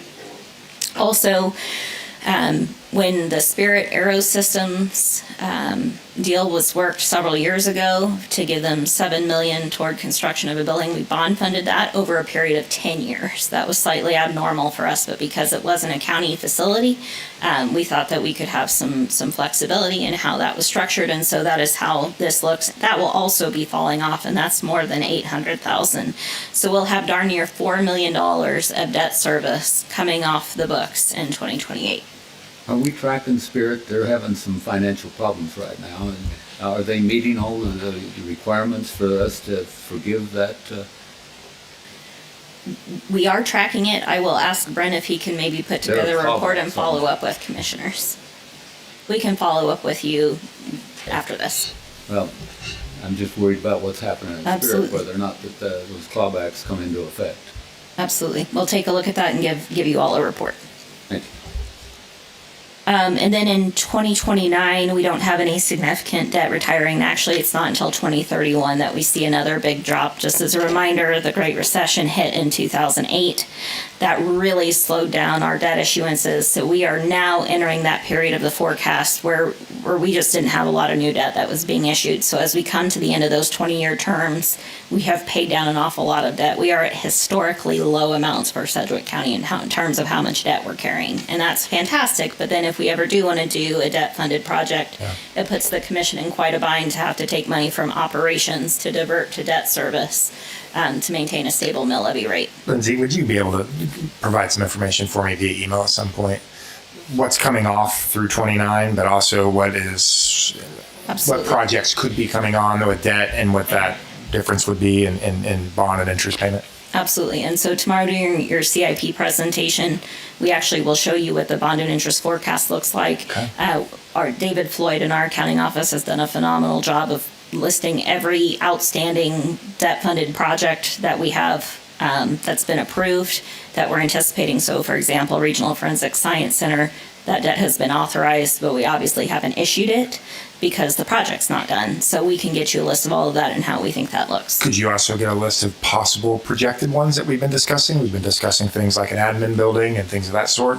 And the admin building actually is at 26 million is what is already included in the forecast you've seen for debt service, Okay, because very that good. was what the commission authorized last year through the amendment. Now, as that changes, obviously that number will morph. We also know ComCare Crisis was only planned for roughly 16 million. We know it's going to likely be significantly more than that. Okay. So I'll give you the best projections we have, but recognize even with that, there's still going to be some pieces that are missing because it's just too early in a Very process. good. Understood. Thanks. So with that said, here is what we are budgeting for 2025. Again, it is worth noting that when we issue debt, we don't intend to start paying on that debt until the following year. So the difference that you'll see here is based on the very small amount of debt that we anticipate issuing later this year. And that will be primarily for road and bridge projects and hopefully a couple of facility projects as well. Any questions on bond and interest? Saying none. Okay. So now we're going to go really far back in your book and talk about Interest Bank Arena, which is on page 579. And why in the world is finance in charge of Interest Bank Arena? Because it is primarily a financial relationship these days. And so as the contract administrator, I have the responsibility to ask for the budget each year. So what we know is that the arena industry has had quite the up and down, just like we have, thanks to COVID. So 2023 was a bustling year. 2024 is not so much a bustling year. There's less tours out. And so while 2023 was a great thing, 2024 is going to be slower, but then we expect 2025 to be fantastic, especially with the return of the NCAA tournament here in March, Rock Chalk. So, we know that we continue to try and appeal to a diverse crowd. Hey, you're on the KU medical board now. You got to be a Jayhawk fan. And yeah, Mr. Meitzner is covering his face, but y'all are going to be excited when Biomed is here.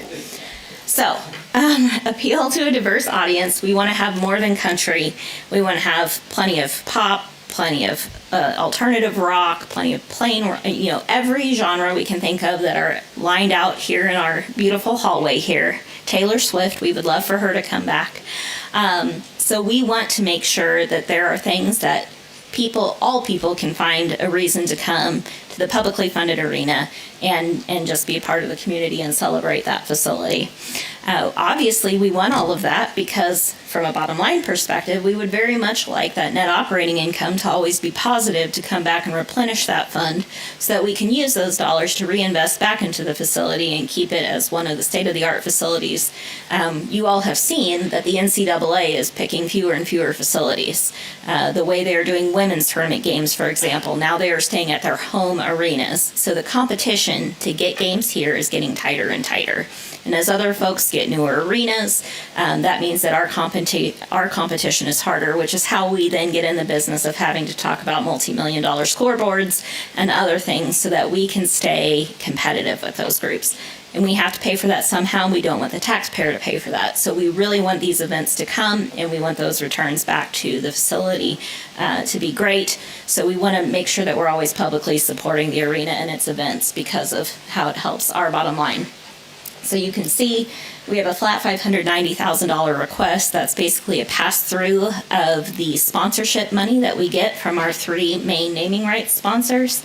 And then capital improvement, we do have a slight reduction, actually more than a slight reduction for 2025. However, I will always, however, this. The management agreement with ASM Global says that we will not get an operating budget from them until October 1st, just because of the way their business works. And so while this is a tentative hold, it can fluctuate depending on what is submitted in October. We'll keep you apprised of that, but this is what it is. We do often have questions about our balance sheet for the arena, so I'll just point out that this is the budget side. The depreciation and all of that is actually reflected on our financial statements and our balance sheet. That'll be available in the ACFR that comes out next month, or later this month, I guess it's May. Okay. Now we're going to move tabs again, and we're going to go to community development. So I'm going to caveat this, which I'm going to talk about the budget because I input it in the system, but if there's actual questions, I'm going to defer to Tim Kaufman on the Extension Council. So this is another one where the budget has been flat for 10, 12 years. The only thing I will say about that is it did change slightly where now they're allowed to keep their rental revenues, but it's not a ton of money. That's the only thing that has changed in the last decade. We also provide the facility and maintenance costs. Those are housed in the facilities budget, not here. This is the contractual allocation that goes to Extension. And you can see that that number is flat at $825,481. If there are, I think you get pretty frequent reports from them, you have a good idea of what they do, but this funding continues to subsidize them. There's no decision packages from them this year that I'm aware of. No request for additional funding. Okay. Economic development is on page 599. This one is in finance. So, and Brent obviously is here, and I'm sure would be delighted to answer any questions you have. But we all know what the economic development situation looks like in Sedgwick County right now, and continuing to try to diversify, especially as Spirit continues to try and grapple with its latest challenges. We do have an FTE in economic development, but that was actually reflected back on the Division of Finance page. Staffing table page, excuse me. The contractuals and commodities amounts are flat. The total budget is $1.9 million. Again, just a reminder that this is budget authority. The forecast does not anticipate that we will spend all of this each year, but it is there should we need it. Then we go to community development, community programs. This is on page 604.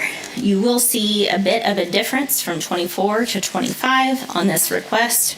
That's because this year there are actually 3 different programs being funded with this bucket of dollars. First of all is the transit program for Oaklawn. Again, Oaklawn is part of Sedgwick County, it's unincorporated, so the city of Wichita does not provide transit service to them. There is a contract for this service. Unfortunately, last year there was some discussion back and forth about what the right contractual amount for that should be. We didn't actually get that agreed to until this year, so you're actually going to see 7 quarters of payments made from this year's budget because we only paid 1 quarter from last year's budget, so we're catching up. Next, we do mediation center. It's $8,000. That goes toward attempting to help mediate cases through volunteer efforts. This is a small sum of money that goes to them that is very important to them, and the district court believes is highly useful for their operations. And then finally, the reason that you'll see an increase for 2024 is when the commission authorized the funding agreement for the emergency winter shelter for humankind that extended into April of this year. That is where those funds have been paid from through a transfer fund contingency. We have received 10 invoices now. There are potentially, we've heard, up to maybe 2 more that are coming in, and it looks like we will fully expend the full $200,000 based on the rate so far. Obviously, that was a 1-year agreement, and so it is already over. We do not expect to see that funding in next year's budget. And then the final program we'll talk about under this section is WSU, the 1.5 mils. That's on page 607. This is a little bit of history on how that mill levy rate came to be because we do talk about it a lot. Again, originally it was the city of Wichita mill levy, then the county and the city entered into an MOU where the county levies that now every year. Those funds are then remitted to WSU to be spent by their board of trustees for the purposes that are listed here. The exception is that we now have allowed WSU to use these proceeds to fund 2 debt-funded projects. One is the Experiential Engineering Building, or the John Bardo Building there on the Innovation Campus, and then also most recently, we allowed them to use these funds for Cessna Stadium renovations, at least phase 1 of that. So those dollars are paid by Sedgwick County to the title company first, and then those dollars go over to, the balance goes over to WSU. In terms of challenges, just your annual reminder that with the way the revenue neutral rate is established, anytime our assessed value increases, we are penalized for that under the revenue neutral rate because you're not allowed to take that into account, that this is a statutorily set rate. So the alternative would be either we reduce the rest of the county's budget, the rest of the county's mill levy rate to make up for that, or we every year will have to do an R&R publication forever and ever. So just an unfortunate consequence of that bill. You can see that based on our assessed value projected growth, that 1.5 mils we expect will be worth a little less than 11 million. We always build in a $500,000 contingency into that budget so that if we happen to exceed revenue collections, if they're more than we think they'll be, we have a way to actually spend that money out of the fund and get it back to the university. So, and again, that's not just pure property tax, that's also the motor vehicle taxes that come off of the 1 mil. So, any questions on WSU? Aren't you glad you got a break before this? Got a question? Yes, sir.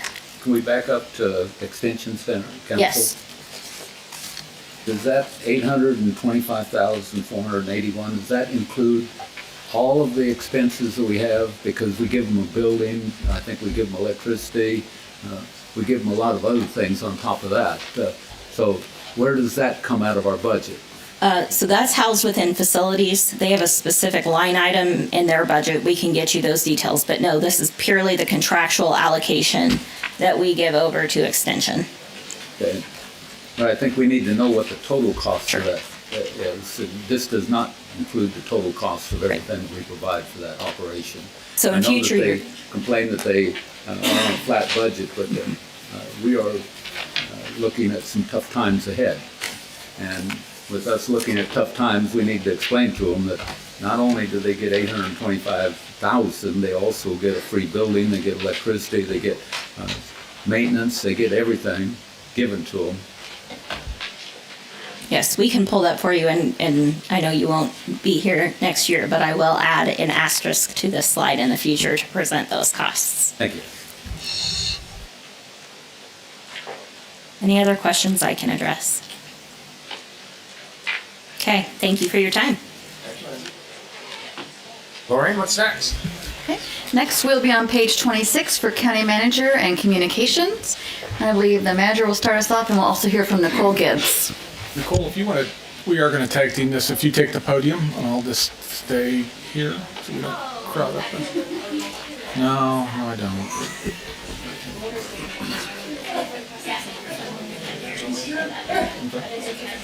Sure.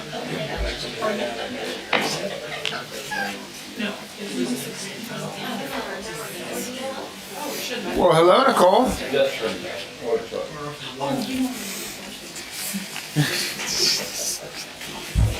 It's actually, we are covering, if you go to the last 2 pages, we are covering BOCC budget. You can put that box back there. It's on the back page. We are going to, Nicole and I will tag team the manager and comms budget, and then we have the BOCC budget at the end that I'll just cover for you all. The staffing, we have a total of 14 FTEs. We had 12 this year, and as we go to the next slide, so we had 12 last year too. It's just different positions have changed. Is that the new one? Okay, so this includes myself and the deputy, the 2 assistants, the comms team, 2 interns, which I will add, are actually paid for by WSU Mill funding. Those are not general funded. And then a DEI position, which we have not filled. Moving on to services. So everything that you don't have to have a manager's office. Everything is discretionary. There is some statutory language about a city administrator, but we're going to just consider this all discretionary. There's 3 bullets on this that I want to emphasize a bit. One is the program policy piece of this. The manager's office serves as a liaison to the other elected appointed offices within the county. We've all said this many times in public, right, including the commission. There's 46 departments, there's 7 divisions, there's 10 elected officials, and 2 appointed officials, and the manager's office kind of serves as a pinwheel for all of those offices to get business done, and the commission, of course, authorizes budget for all of them. In regard to program and policy, that is program and policy for all of us, for all of the county, including those ancillary offices. Special events and projects, 3rd bullet down. This takes a majority of our time these days. This is all the building projects, all the discussion and talk about reorganization and how we can do business better. We have no research and development department, so it falls on the manager's office and the assistant managers and deputy to do research and development, running the day-to-day ops of 2,800 people, the discipline, the hiring, et cetera, all the things that we do, and then the constant evaluation of systems. And then the last bullet is internal performance auditor. We finally actually have a person to do that now, but the leadership team is in constant audit mode. We have a lot of discussions about centralization versus decentralization within the organization, things we've talked about today, everything from how to do safety mask test fits, which we're trying to consolidate and make efficient, all the way up to TRB, how we're going to manage a growing camera system within the county. All of these burgeoning items, we have the constant discussion is centralization versus decentralization. Centralization sounds good, it's efficient, but there's some drawbacks to that. And you want to decentralize as much authority in the organization as you can. So we try to manage that on a day-to-day, a week-to-week, a month-to-month basis as we move through the year. And now Nicole can talk about strategic comms, and then I'll take it back for challenges and opportunities. Well, we are not nearly as wonderful as the county manager, but communication is a vital part of government and building trust, but we are also discretionary. Our main goals and what's covered here is we are in charge of connecting with external stakeholders, the media and citizens. We are also doing the visual communications, social media, anything that you see online, along with the videos. And then we also are a in-between for the Board of County Commission and Sedgwick County citizens as well. On the challenges, opportunities slide, 3 main things. The workforce, the commission has made it clear to us that workforce is paramount. That's everything from how we pay compensation to all other pay strategies we incorporate. So workforce and maintaining where we're at today, which is we've gotten a lot better, and to try to keep it there and to make it a little bit better is challenge number 1. We are constantly, as I mentioned, looking at consolidations and partnerships with City of Wichita, other cities within the county. So that is challenge and opportunity number 2. And then and Tanya carries the bulk of this, but we are always looking at alternative solutions for space and efficiency. And I wanted to mention this when Lindsay was talking about insurance rates. We got to kind of watch how much facility we own, because the more facility you own, the more that insurance rate goes up. So we have to be really lean in this. So when we plan ahead and we look at campuses of juvenile or campuses of comm care, the more we can singularly work in one building and not run 4 or 5 buildings, it helps on that end too. So we really need to be strategic in this thought process. And so there's opportunities for that in the future on how we can do business more efficient and better. For strategic communications on opportunities, some of our biggest opportunities are community engagement. It's vital that we are engaging in diverse populations, both urban and rural parts of Sedgwick County, and it's essential for inclusive governance.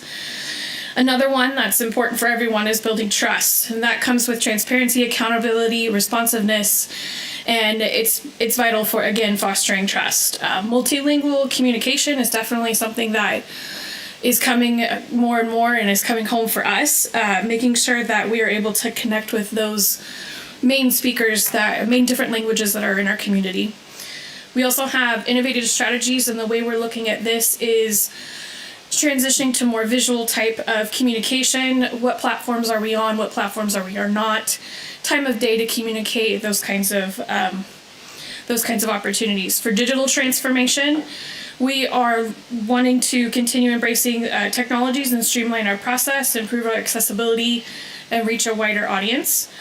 Our communications department has made big strides in being data-driven in our communications. We're looking at our analytics, who's watching what, where, when people are looking for information, and what questions are being asked to make sure that we're really focusing in on what the community is asking of us. We're in the process of formalizing our brand standards. We're looking at we've been discussing a brand refresh for a couple of years, and we're hoping to add that to our plate. That could include a logo trademark, and we also have the website update that's on our plate for this year. We're also planning to have a media training program and a style guide. And for those that don't speak comms, a style guide is your writing and how you speak to the audience. Excuse me. Our two main challenges is misinformation and disinformation. Combating false information and ensuring the accurate messaging of our information is crucial. The other, as you've heard with many other departments, is budget constraints. We continue to find cost-effective ways to improve our communication strategies and reach a wider audience. But for us specifically, we have the same amount of staff, the same personnel, the same equipment as it's aging, and our asks are getting more and more.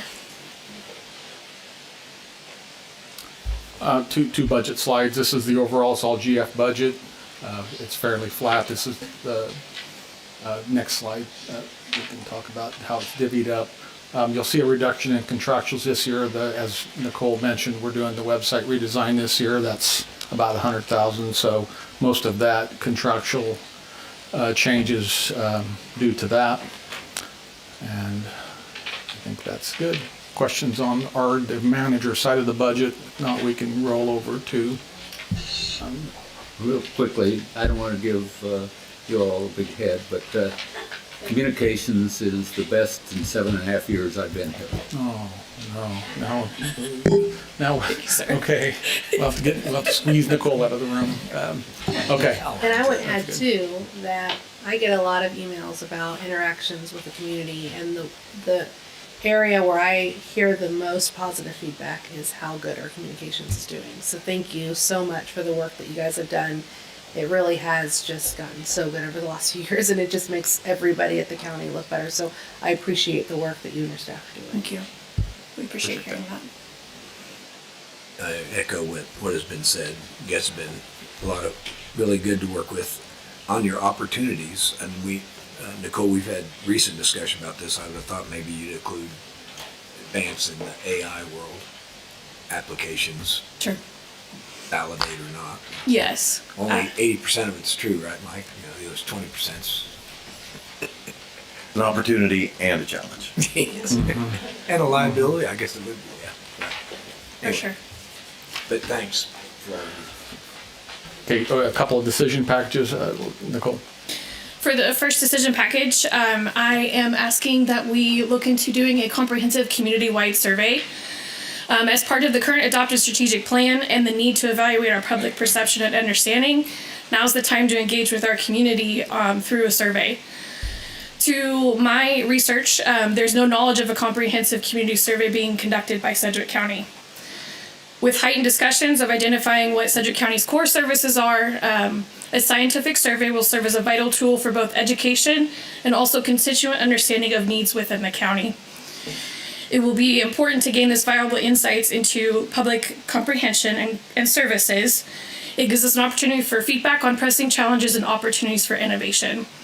This proactive approach fosters a sense of inclusivity and partnership between government and the community, ultimately leading to evidence-based, data-driven decisions that address the county's most pressing issues, which will benefit all residents.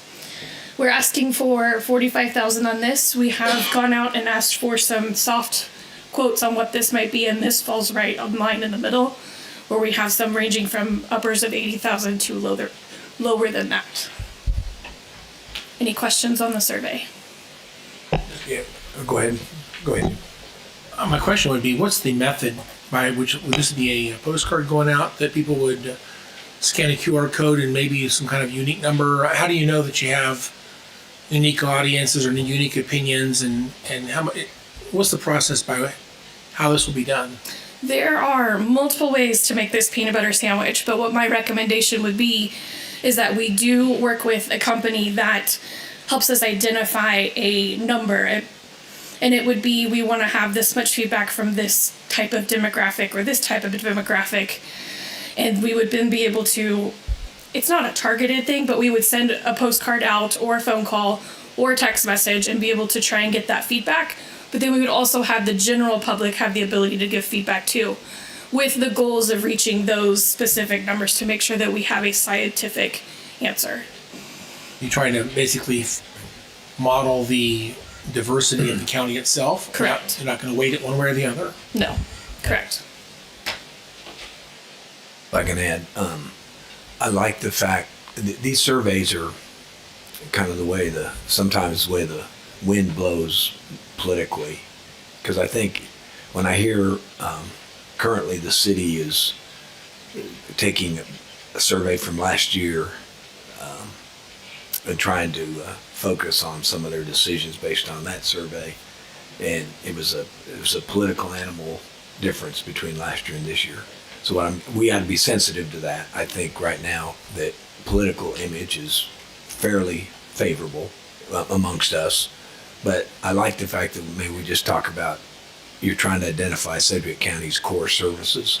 That's more of a true issue instead of the political side of stuff. So, but I think we ought to be sensitive to sometimes these surveys. If they enter into personalities and political, they really can be troublesome. I don't have a problem with doing the survey. I think right now Sedgwick County has a pretty positive outlook, but just a couple years ago, GWP did a survey of the community, and luckily Wichita was part of the community because that made us not the bottom, but the next to the bottom of the most trusted organizations around. So I hope that we can kind of improve from that, and I'd like to know where we're at today, because I was really shocked when I saw that last time that we got a survey.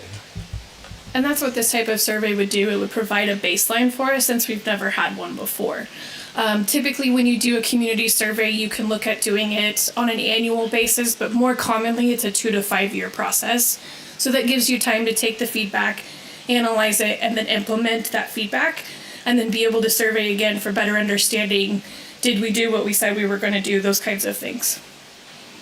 And if I could add, I really appreciate this in particular because as we've been having these conversations around budget and the cost of everything being higher everywhere you look, I mean, it is getting to a point where we're going to have to start making really hard decisions. And I can tell you what I think is most important for me, but I'm one person of the 500,000 people that live here. And so when we think about directionally where we need to go with our budget, I don't know how else we figure that out and how else we get that information from our community without surveying them. So I'm really happy to see that you have this as a decision package, and I really want to support this because I don't know how else we hear from as many people as this could potentially allow us to hear from. So thank you for putting this in.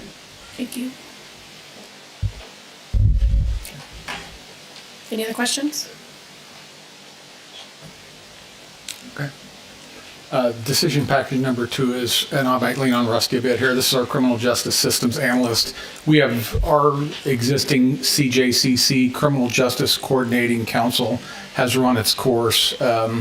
We now as a community need to be better on how we talk about criminal justice and how we talk about crime and how we talk about systems and working together. This position would be the admin assistant that would work with Rusty, who would oversee what this is going to look like in the future. It is not developed. We need to develop it on the fly. We'll do that in conjunction with our partners in the 20 cities, including Wichita, and we will roll this into the future. That's I think we've all talked about this one-on-one before, and I'll see if Rusty wants to add anything to that, but this is a systems analyst position for that process. So, I think Commissioner Lopez mentioned this at the en banc. Mr. Stolz and I, in a meeting a week or so ago with the city manager's office, mentioned this at a very high level, and they had an interest at least continuing a conversation about shifting CJCC from what it was historically to something new. There was a time in the past that there was a CJCC analyst or coordinator. That position went away years ago. We have utilized interns to help track statistics, gather statistics for CJCC, and do other work. What this position would do, we're going to adopt a new vision. What this position would do would be a person who, on a day-to-day basis, would be synthesizing what's going on in public safety and criminal justice and in human services, and how those different services and systems overlap and interlink, and help to do any kind of research that needs to be done for the working group, whatever that new committee looks like, do any kind of research on those issues, bring back information for them to talk about, and make decisions on what needs to be done to improve the system. Right now, we just don't have that level of research capability. The DA has his areas of expertise, the sheriff has his, corrections has theirs, ComCare has theirs. They get together in a room and talk, but then if this person's working on a day-to-day basis across all those systems and all the different entities, the Homeless Coalition, the Mental Health and Substance Use Coalition, Stepping Up Kansas, the initiatives through DCF on foster care in this region, if they're working across all of those and trying to find the links and connections and what we can do better, having somebody in the manager's office who can help on that day-to-day basis, because I don't have the time to commit to that type of detailed work. I don't think Mr. Coughlin does. So that's what the request for this position is to have continuity and consistency in research and data collection and feedback to whatever that committee group is to work with and bring forward new ideas and solutions that are not just criminal justice based, as in punishment through jail, but finding ways to work within the social systems that help prevent crime and help keep people out of jail, out of prisons, etc. Good. Okay. We have one reduction package. I'm going to let Nicole present that, but let me lay the groundwork here. I appreciate Commissioner Lopez's comment on the survey that we are in the next generation going to have to make very hard decisions in the county. It is just the future. This reduction package is one thing within the manager's office and within COMP, which is a pain point that we want to offer out for the commission to consider. So, but there's more of these to come down the road, I can assure you. You want to talk about this reduction package? Yes, so the reduction package that we are offering at this time is to cancel our contract with KPTS for live television and closed captioning. The decision to cancel this type of contract is from a strategic assessment of cost effectiveness and shifting audience dynamics. KPTS over the last few years has incurred significant expenses per viewer.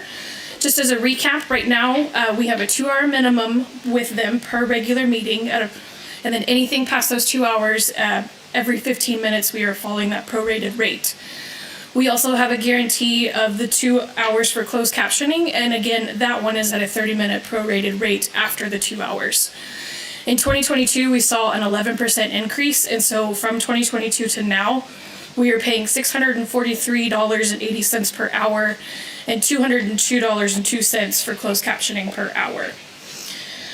In our research, and you all received a copy of the highlight of our data, but in your supplemental package, there's more broken down data if you want to see by each entity or year.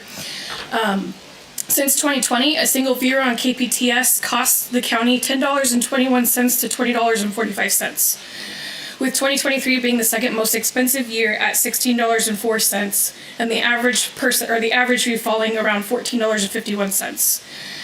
Concurrently, there's been a notable surge in viewership on our digital platforms, which would be Facebook and YouTube, during live streaming of meetings. From 2020 to 2023, KPTS annual totals between 4,300 and just under 7,000 viewers, with Facebook totaling between 25,400 to 67,000, and YouTube at 12,700 to 23,300. The average viewer cost from 2020 to 2023 on Facebook was under a penny at 0.0048, and with YouTube at 0.001. This shift underscores a fundamental change in the audience behavior and emphasizing the need for county government to adapt its outreach for strategies accordingly. One of the main reasons in the past that we have kept KPTS is for the ADA compliant closed captioning. Right now, the service that we use to house our agenda programs and also broadcast on Granicus has an ADA compliant closed captioning platform. I've been working with legal to find out what that would look like on our social media platforms, and the opinion that I received back is that the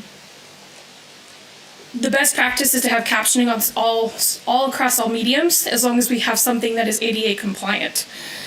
And so with having an ADA compliant on Granicus, what is built into Facebook and YouTube captioning services are considered sufficient for our purposes. The big thing is that making sure that we continue to use our microphones and are speaking clearly in what we say, so that the closed captioning can be improved across all platforms. With that, I'll answer any questions for Stan for any conversation.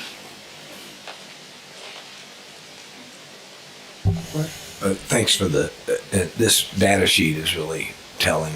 I mean, it just looks like today's world, it just goes to that $14 per average viewer versus less than a penny. I appreciate you looking at all that. I was kind of looking back in the 2020 year and had a little nightmare seeing all of the, had a lot of viewers, yeah. So you that were not here in 2020 feel blessed. That just means there was a great deal of engagement with our government to making sure that we were all on the same page.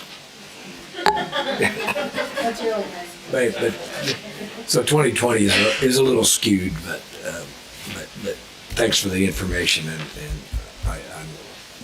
I'll end up being supportive of this kind of measure. Thanks for doing all that. In the past, we've also talked about potentially going on Channel 7 and a partnership with Wichita. Sure. And again, trying to consolidate government. They have an audience.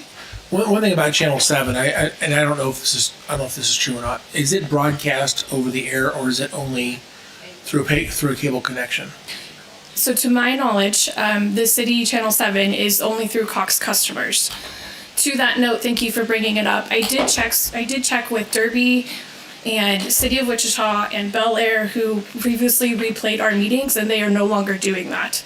On top of that, we are the only government entity that is broadcasted on KPTS.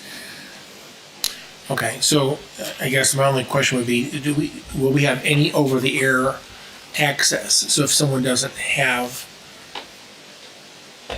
access to YouTube or Facebook, and by the way, YouTube is a Google product. Some people don't care for Google, so I'm just curious, what other way would they be able to see?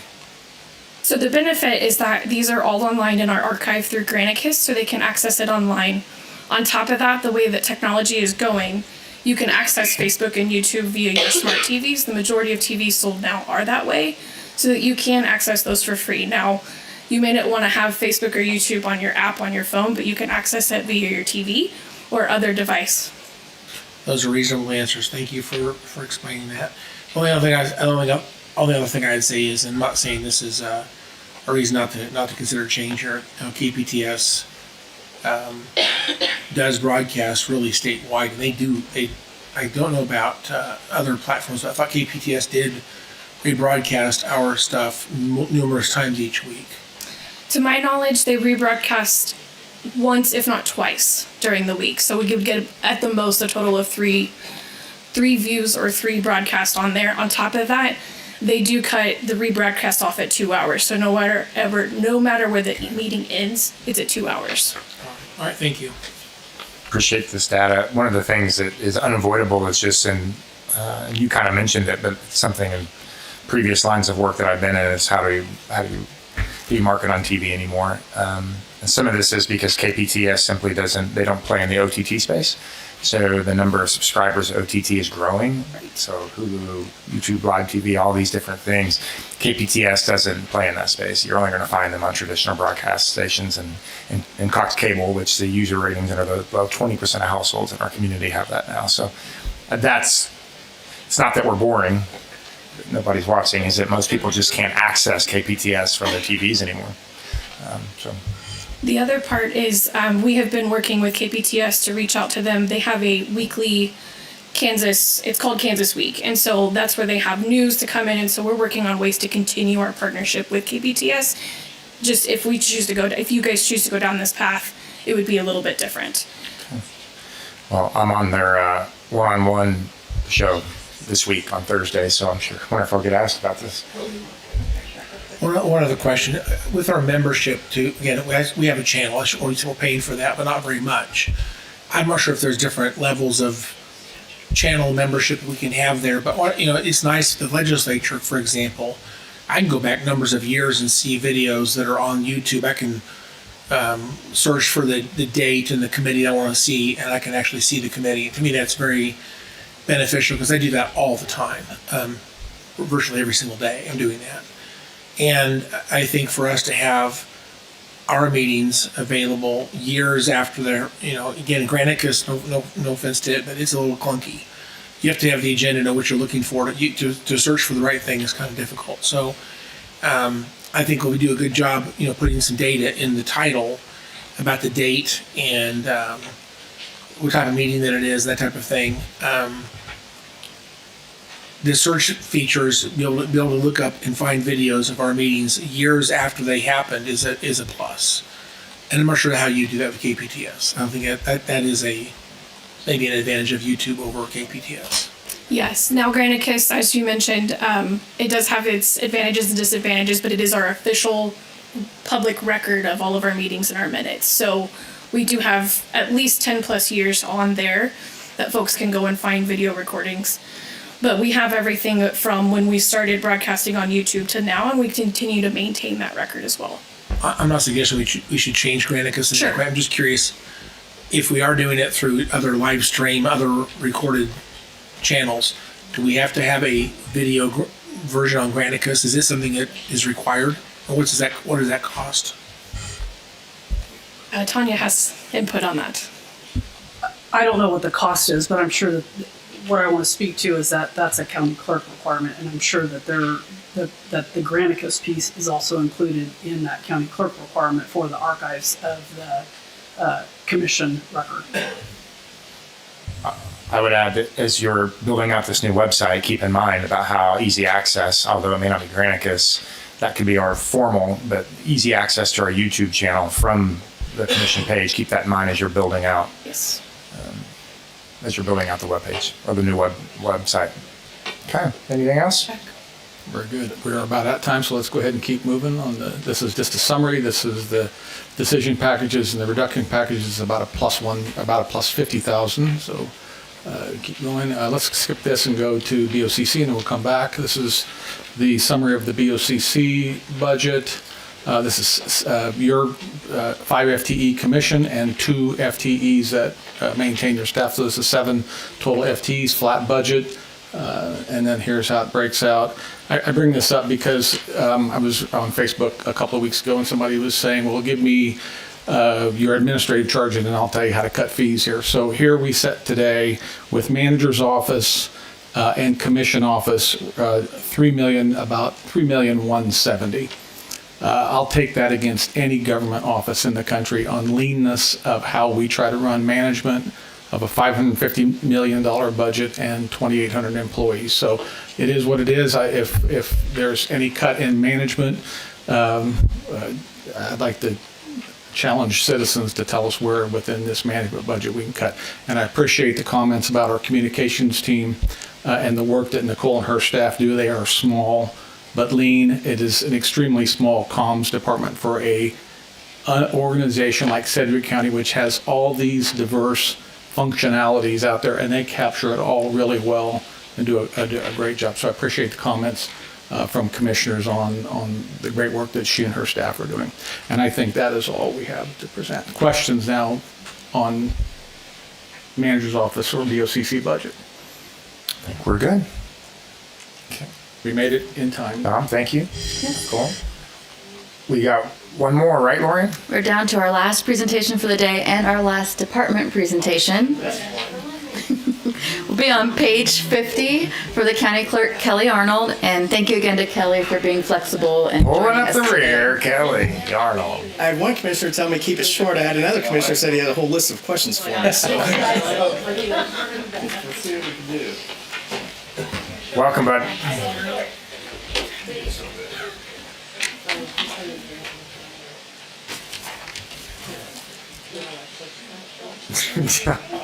That's just a reminder.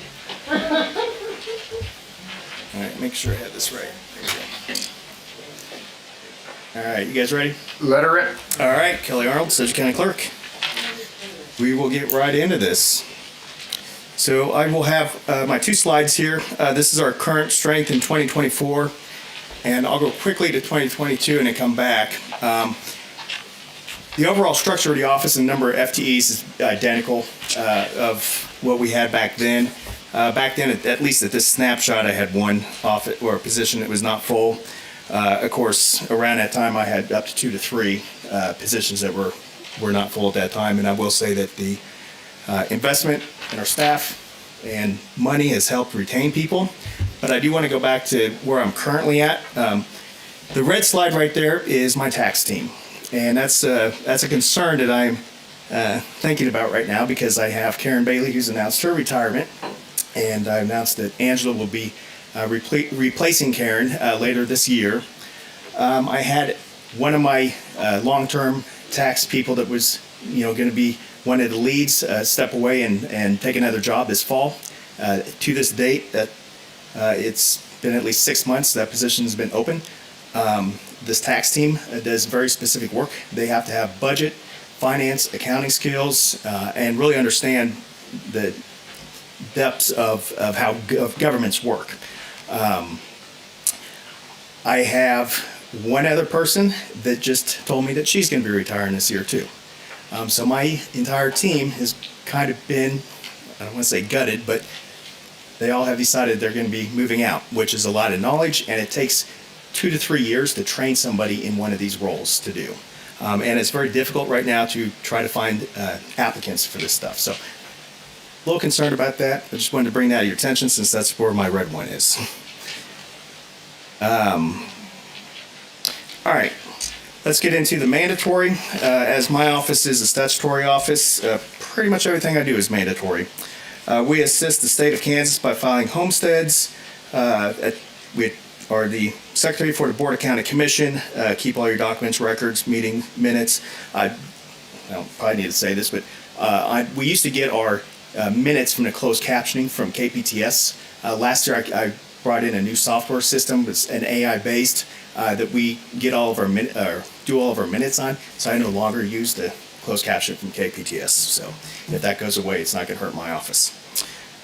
We also do state licensing, county licensing, maintain real property records, revenue neutral rate. This is the one we have been tasked with the last couple years.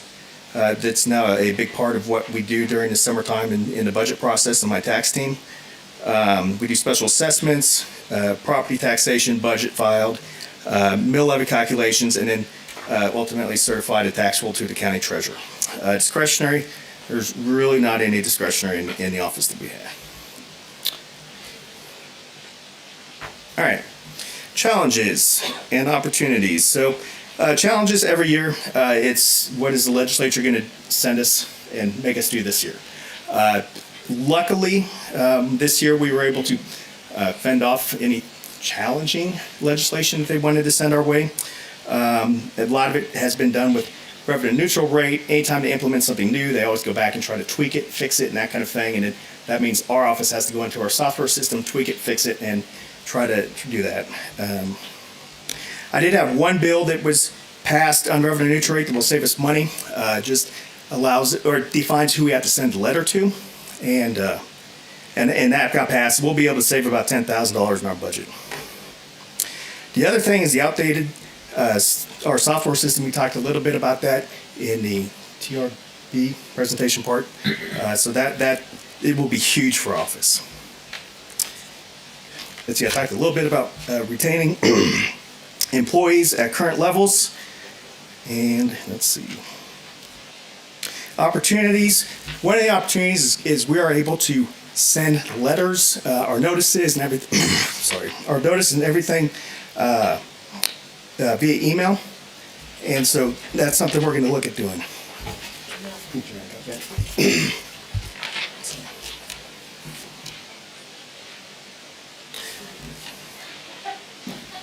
Sorry, all week I've had this little thing in my throat. So. Yeah.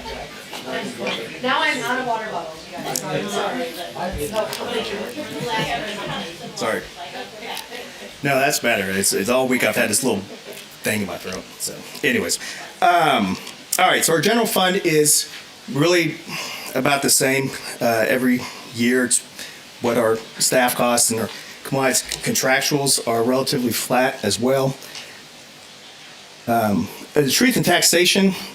The legislature did pass a bill this year that would have the legislature reimburse us one more time for that. That's the revenue neutral rate letters. So we don't have to pay for that for one more year.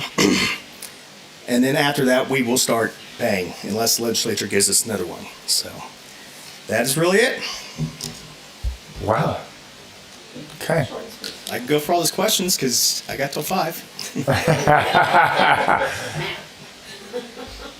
Any questions for Kelly?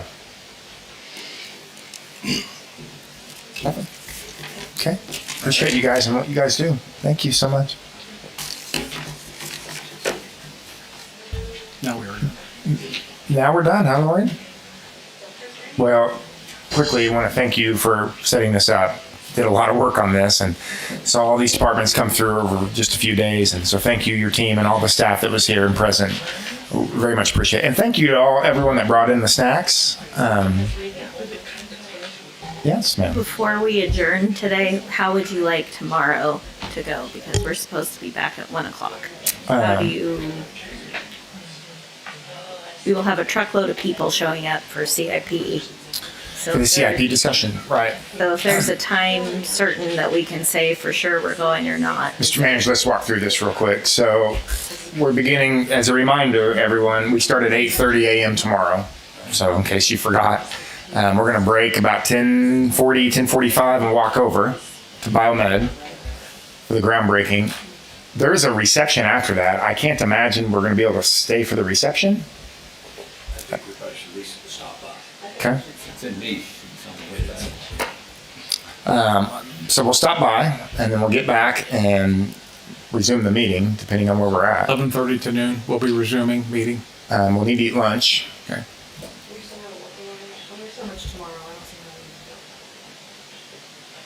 Why don't we do the working lunch during the Capitol, during the CIP? It's scheduled to start at 1. So I guess my concern is that the actual business meeting won't be complete by 1 o'clock. The BOCC meeting? Right. Yeah. Because you'll have your 4 zoning items or whatever, plus your RHID. And we have people discussion. coming to give a presentation during the RHID. I'm not thinking we're going to be done by 1 o'clock. I mean, just reading the room. Without seeing their calendars, could we push the CIP back to 2:30? We can do whatever you all would like. I don't know what tomorrow's meeting is going to look like. If you want us to do lunch, what time and where. Just trying to look for a little clarification. I'm actually less concerned about the CIP presentation happening tomorrow. I think we can get that. Or you want to push that rescheduled. off completely? I don't care. I want to make sure. I think we know what the tomorrow plan is jam-packed with a lot of stuff. If it's possible to push back to CIP, I think it would be wise to push that back. Okay, we'll do that. Okay. That way we can break and we can and come back to BOCC and make sure all the business is taken care of. We'll check your calendars and recalendar it a day in the future. So do you guys want us to have lunch ready for you at like 12? Think you'll be back by then? Or like reconvene at 12, have lunch at 12 and reconvene at 12:30? I think your constituents will want to know what time. That's the challenge is I don't know. I don't think we're going to get through the zoning cases before we break. Just knowing what's coming tomorrow and who's coming tomorrow.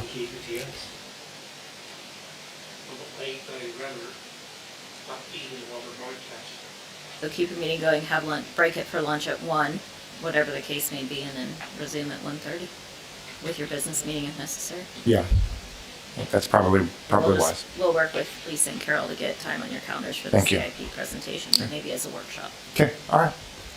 Thank you. Sorry.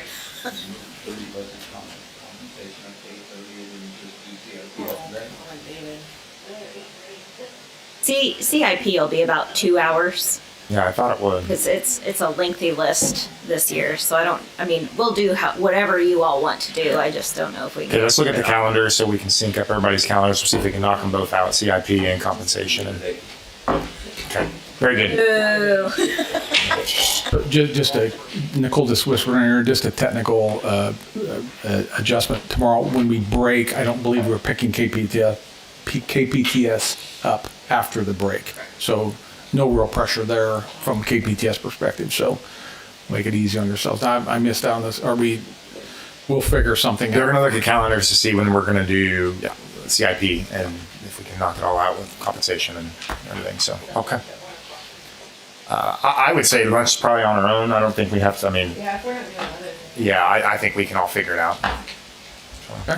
Okay, play it by ear. Thank you. Okay. We will check with your. Thanks again, Lori.